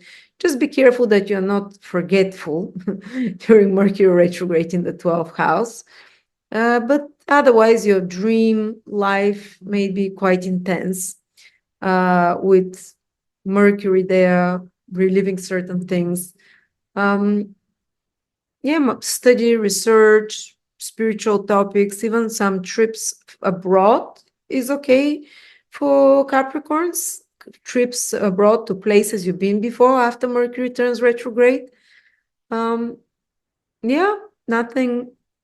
Nothing too intense unless you have planets in Sagittarius. Then the typical Mercury retrograde things like schedules off yeah, there might be some disrupted schedule. So because Capricorn usually likes things organized and well, Mercury retrograde periods can throw them off. So if you can schedule that you have more time free in December in particular, the end of November, the beginning of December, if you want to take a holiday or some time away, that's a good time for it, or retreat a little bit more, alone time. And then from 20th of December, 24th, 5th, you start coming into power again. So try and finish up all tasks for work that, kind of that are important, documentations, and by the end of November, if possible. All right, now Aquarius, Sun, Moon, or Rising. Aquarius, the month starts with a new moon on the 1st of November. The Sun and Moon in your 10th house, renewal of your career, of your goals, new project in your career. For some of you, might be even a new career that can appear this month.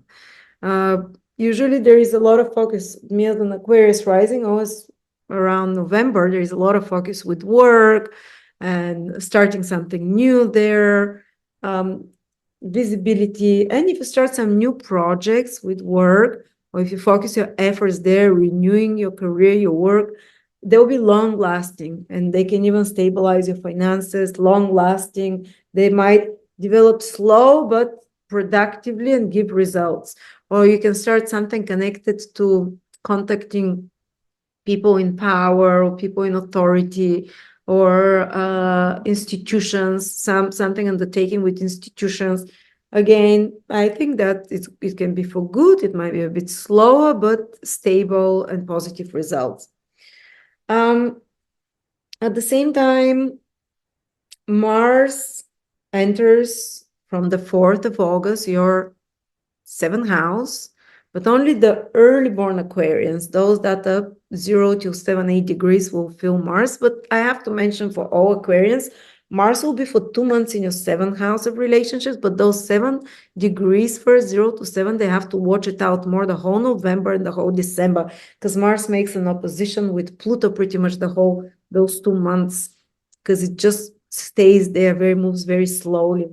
They have to be a bit more careful when it comes to relationships. Something important can happen in the life of their partner, in the life with business and personal partners. That is the focus of November and December. There might be escalation of arguments sometimes, escalations of, especially if something is not right in the relationships. When Mars starts turning the retrograde in December, the beginning, it can be challenging times, those few 7 degrees, of Aquarians. And you might feel triggered by others more. And again, I'm giving this advice to you, but I'm one of those 2 degrees Aquarians.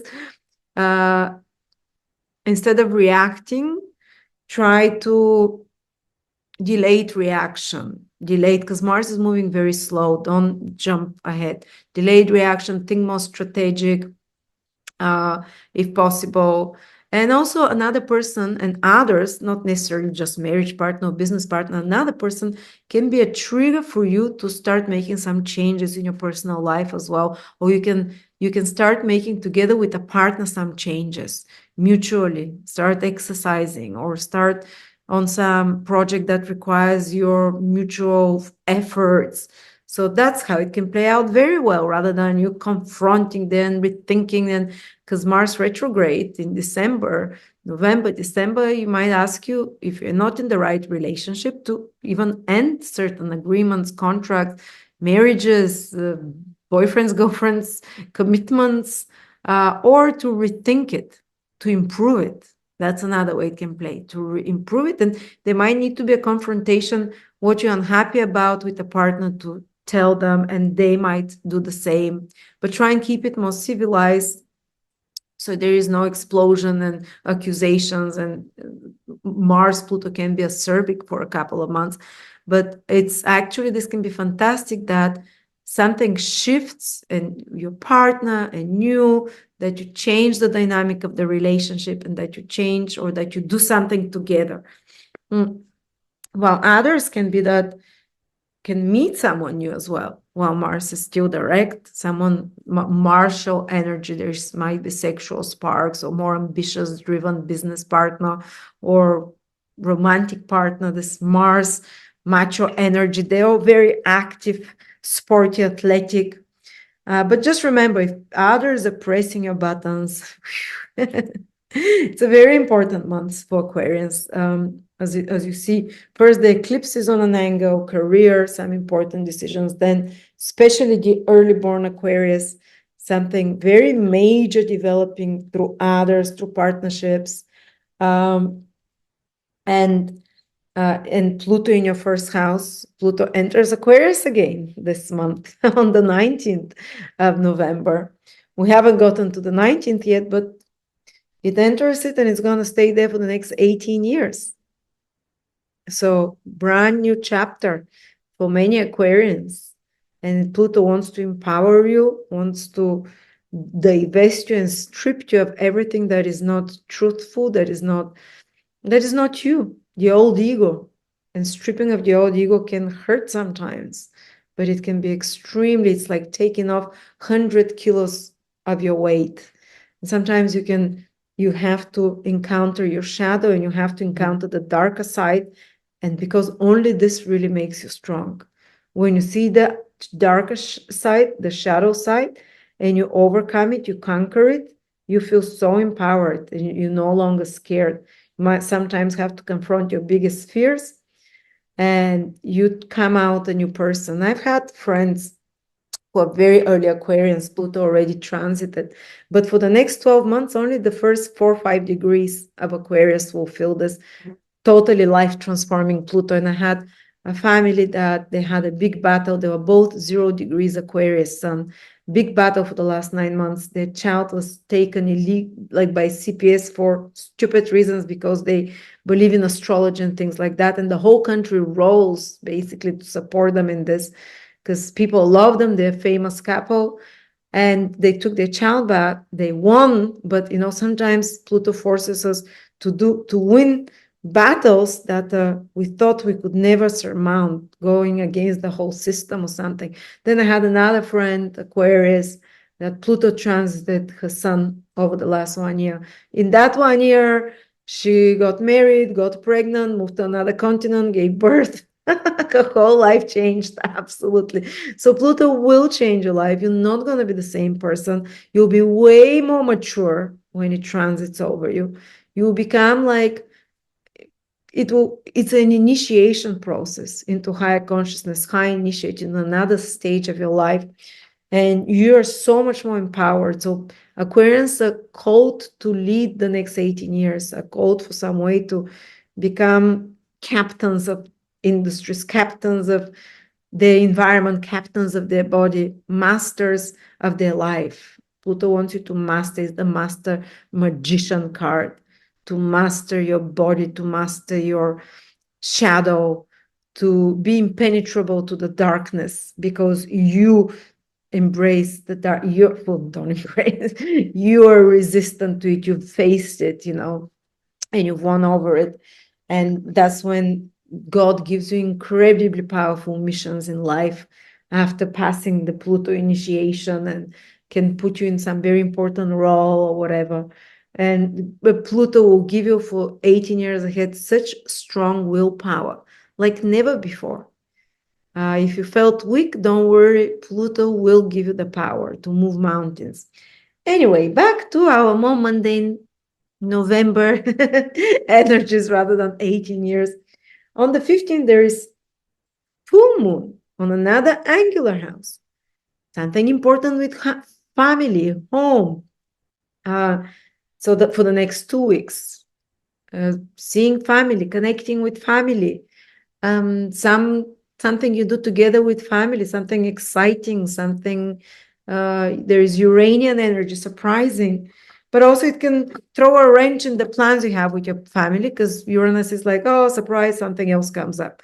Or suddenly some decisions about place of living, about place of residence, about something you have to change, about where you live, or some surprise comes from parents, and especially those Aquarians that are from 22 3 degrees till 26 7 degrees, because the full moon is happening at 24 degrees, so even give it 20 till 29 degrees in Aquarius. If you're those degrees, this full moon, you feel it very strongly. Something draws your attention to home, family, place of living. You do something exciting there, but also you can end up something. You can complete some project of home, of property, and change the dynamic of the family, of how things are being done there. Or with your parents, something important can be happening there. So pay attention, Okay, and then Mercury, and then Saturn is turning direct in your second house on the 15th, the same time as the full moon. So if you've had some delays with finances, with resources, some blockages to your self-worth, they start going away by the end of November, possibly. But there is some shift in your finances, shift in your self-esteem, shift in your tastes, or if you've been having some problems with your teeth, or problems with your digestion, or problems with your eating as well. Or if you've been changing your eating habits, now you're going to start seeing the results of your previous efforts, and it becomes easier. Or if you've been having problems with teeth, they start from the end of 15th, but they start shifting there. If you've been having, I've been having so little appetite, it's crazy. Maybe that will shift now. If you've been having some blockages about money as well, as we said, or valuables, or some possessions, and or overall finances is the second house, it becomes easier. The pressure is not as much because Saturn starts moving direct. And at the end of the month, Pluto is already in your sign from the 19th. Now the cards are in you to really transform yourself. You will be, whether you want it or no, there will be more power. And then Mercury starts going retrograde on the 25th. So, but it stays in your 11th house the whole November and December. So it's more socially active period, November and December. You'll be meeting more people, exchanging more business information. It's a social house with a social connection planet. You might, have, when it goes retrograde, see some friends you haven't seen, or older siblings, or have more conversations. And yes, there might be some correction in a relationship with a friend, or correction in your approach to clients, in your approach to business and gains, something that needs to be rethought. Or maybe you take some old project that you've had, redo it, correct it. Or if you've been working on some long-term project, and if you're working on some long-term project, this 11th house is connected to long-term efforts, projects, business or personal, that Mercury is going to require you to put more concentration, effort, more correct, fix things that, that need to be corrected, and so on. All right. Now, last but not least, it's Pisces. I got some good news for you, Pisces, but let's start from the beginning. Full moon is happening in your 9th house, very supporting 9th house, trying to you. You're going to feel more from the 1st of November, this whole month, there is more optimism, more faith. You can find answers to some questions that you were not sure before. You can get good support from mentors, teachers. You can find a new study or teaching that is inspirational to you, or a new goal and purpose that makes you excited to wake up. Oh, definitely feeling more positive. Maybe some new course of study some of you can take.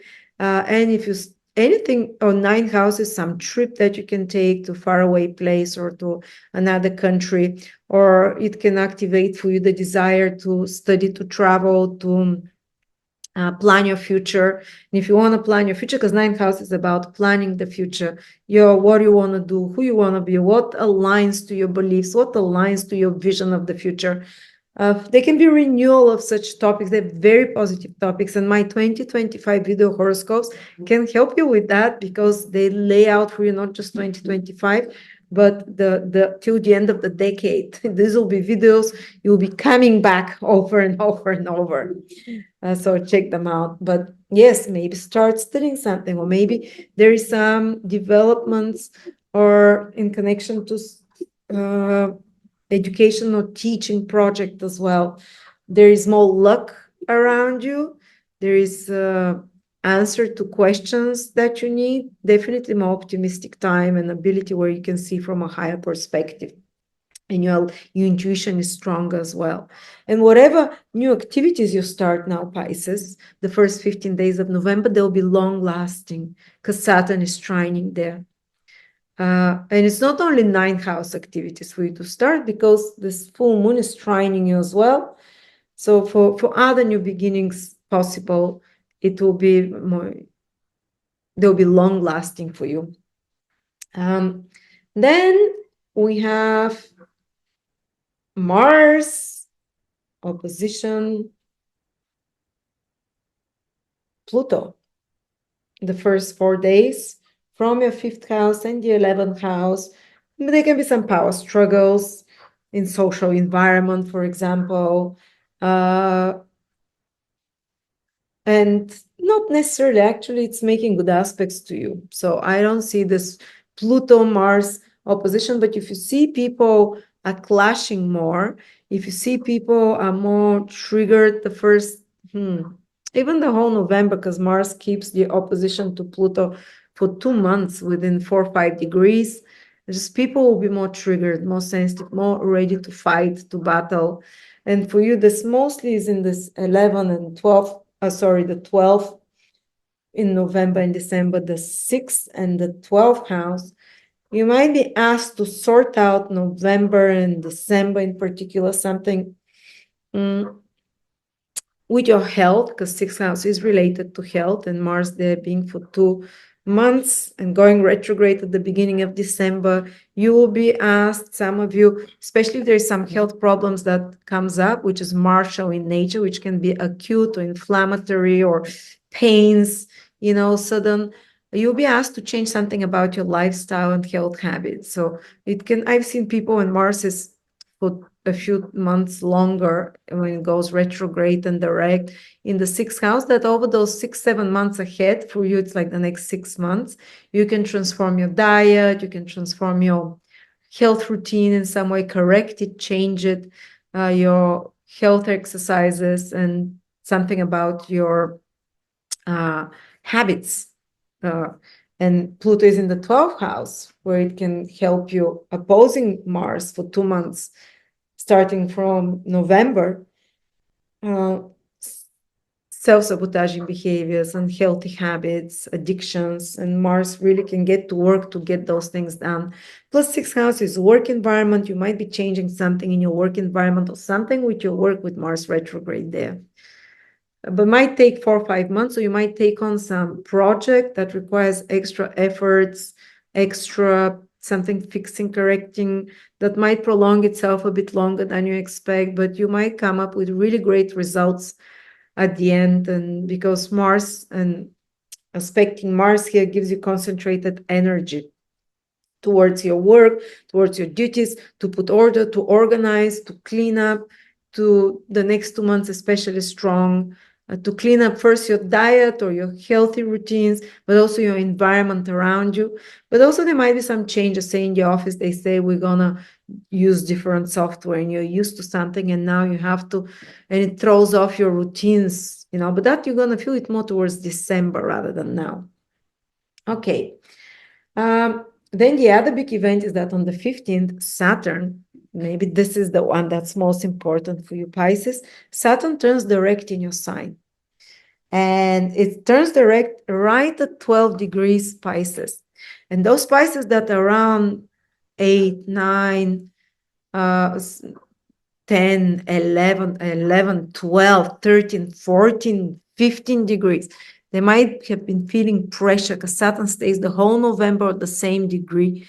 when it stays on the same degree, it feels like everything stops down and something is about to happen, but it feels like it becomes heavier and it's like it's sitting on top of you.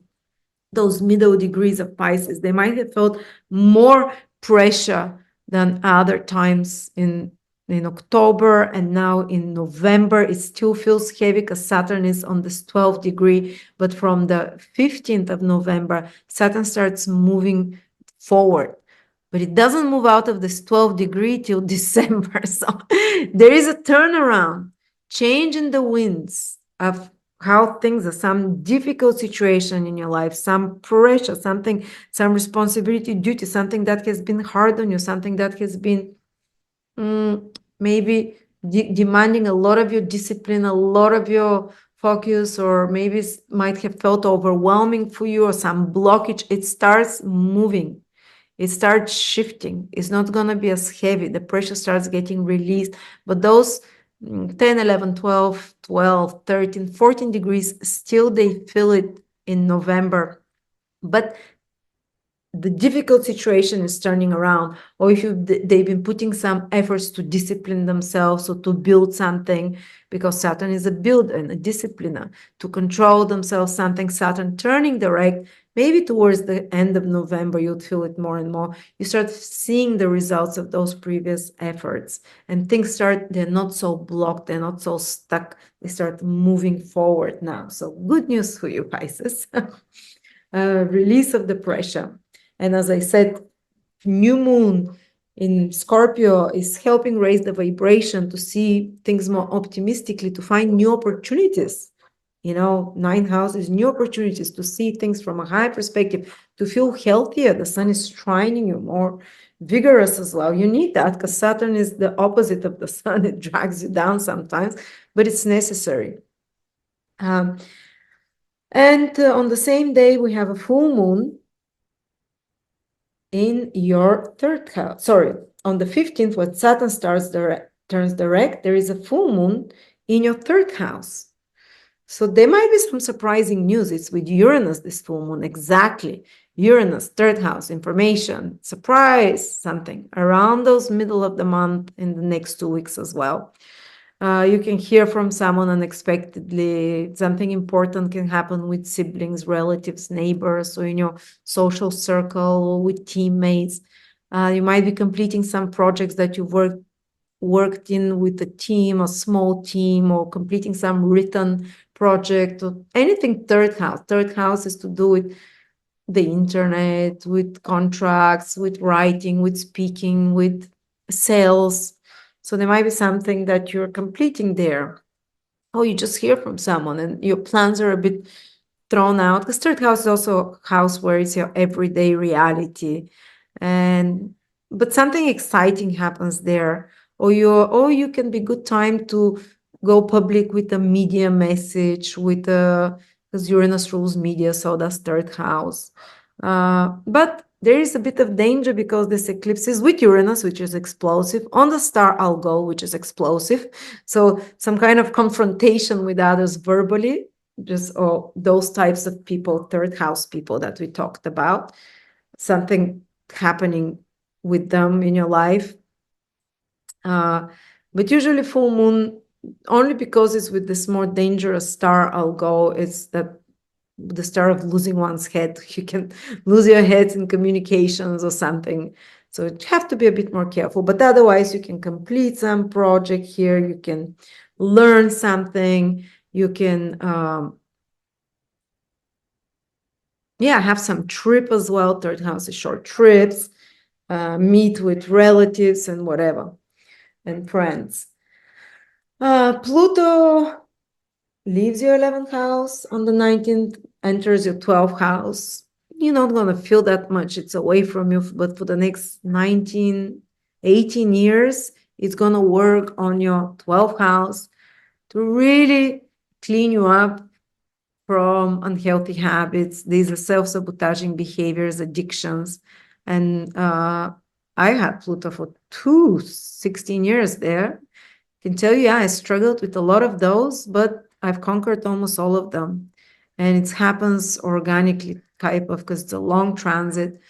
And yeah, you meet that side of yourself as well and try to overcome it. It also will intensify your sleep world. You dream more vividly, more intensely, and you'll be working through a lot of your psychological issues through your dreams. And you can be very successful in some 12th house direction over the next 18 years.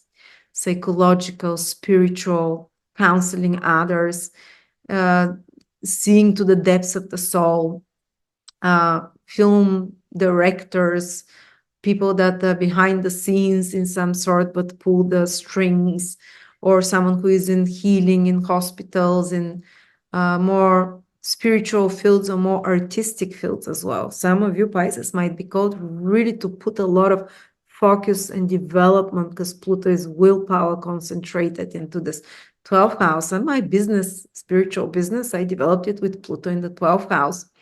And a lot of deep insights, you discover a lot of psychological deep insights as well. And you throw out a lot of influences that are toxic from you, because 8th house is house of endings, and Pluto, you kind of organically excrete them from your astral system. Or you might even have some mission in a foreign country, because Pluto can often give us a mission in certain area of life. But that's for many, many years ahead. Now let's come back to this month. Venus goes on the 11th into your 11th house. So it's good time for social get-togethers from the 11th of November into December. So yeah, that makes sure that it keeps trine with your relationship houses here on the 11th, despite of this more explosive new moon, a full moon in your 3rd house, which is also connected to communications, to connecting with others. Venus is already holding a trine. So I think even this full moon, even though it's more explosive, will be mitigated for you. You have the charm there helping the full moon from Venus in the 11th house. What else? Yeah, I think that's the full moon. And Sagittarius. Yes, sorry, Sagittarius. Mercury will be in your 10th house for 2 months, the whole November and the whole December. And I think that's probably one of, together with Saturn, the other influence you're going to feel the most is Mercury there. Because these are directly kind of making aspects to you, the more potent aspects. So first of all, some pressure comes out of you from Saturn here, some difficult situation turns in another direction. And then Mercury, from November, you might have a lot of focus on career, on doing something that requires you writing, speaking, mercurial qualities, which kind of corresponds with this full moon here, which is also mercurial qualities, writing, speaking, managing, organizing, some kind of organizational activities, or just Mercury is very potent for you this month, November. So try to get finished work done by the end of November, and 25th Mercury turns retrograde. So after that, there might be some delays till the middle of December, or some complications with mercurial work, which is like miscommunication, or the boss can return something that you redo it, or you have to correct something, or something missing. And, you know, such kind of, you have to be careful November and December to cross your eyes, to cross your T's and dot your I's. So you don't miss certain details, because they're very visible mistakes. Mercury is on top of the horoscopes. Mistakes will be very visible and can definitely, you can feel it much more. Others can see those mistakes as well, but I'm usually very productive with Mercury retrograde in the 10th house. I get a lot of things done for business. I correct things that are not going well. I have important conversations about my career and change the plans. But some of you might, towards the end of November, December, start to change career direction or question certain aspects, or have to correct something there, or the structure of their career. Some old project or job can come back to you that maybe they applied for before, but now it comes back, or an old project or an idea comes back for them to re-examine it. But otherwise, you have to be aware of all those Mercury retrograde issues that we all know about: miscommunications, clarifying conversations, unsaid things that come to the surface. They need to be done, those things, but also it can be meeting people you haven't seen for a while. So it has two sides. But yeah, that can get a bit the end of November and the first 15 days of December, where you have to finishing works, corrective works, maybe for Christmas, redoing it and so on. Some deal doesn't go like you want, so you rethink it, or some negotiations have to be redone because they slow down, or you're trying to do a sale or whatever, but actually you're missing something there. You have to change something before the sale is done. This can be very potent for you, but also very busy Mercury time.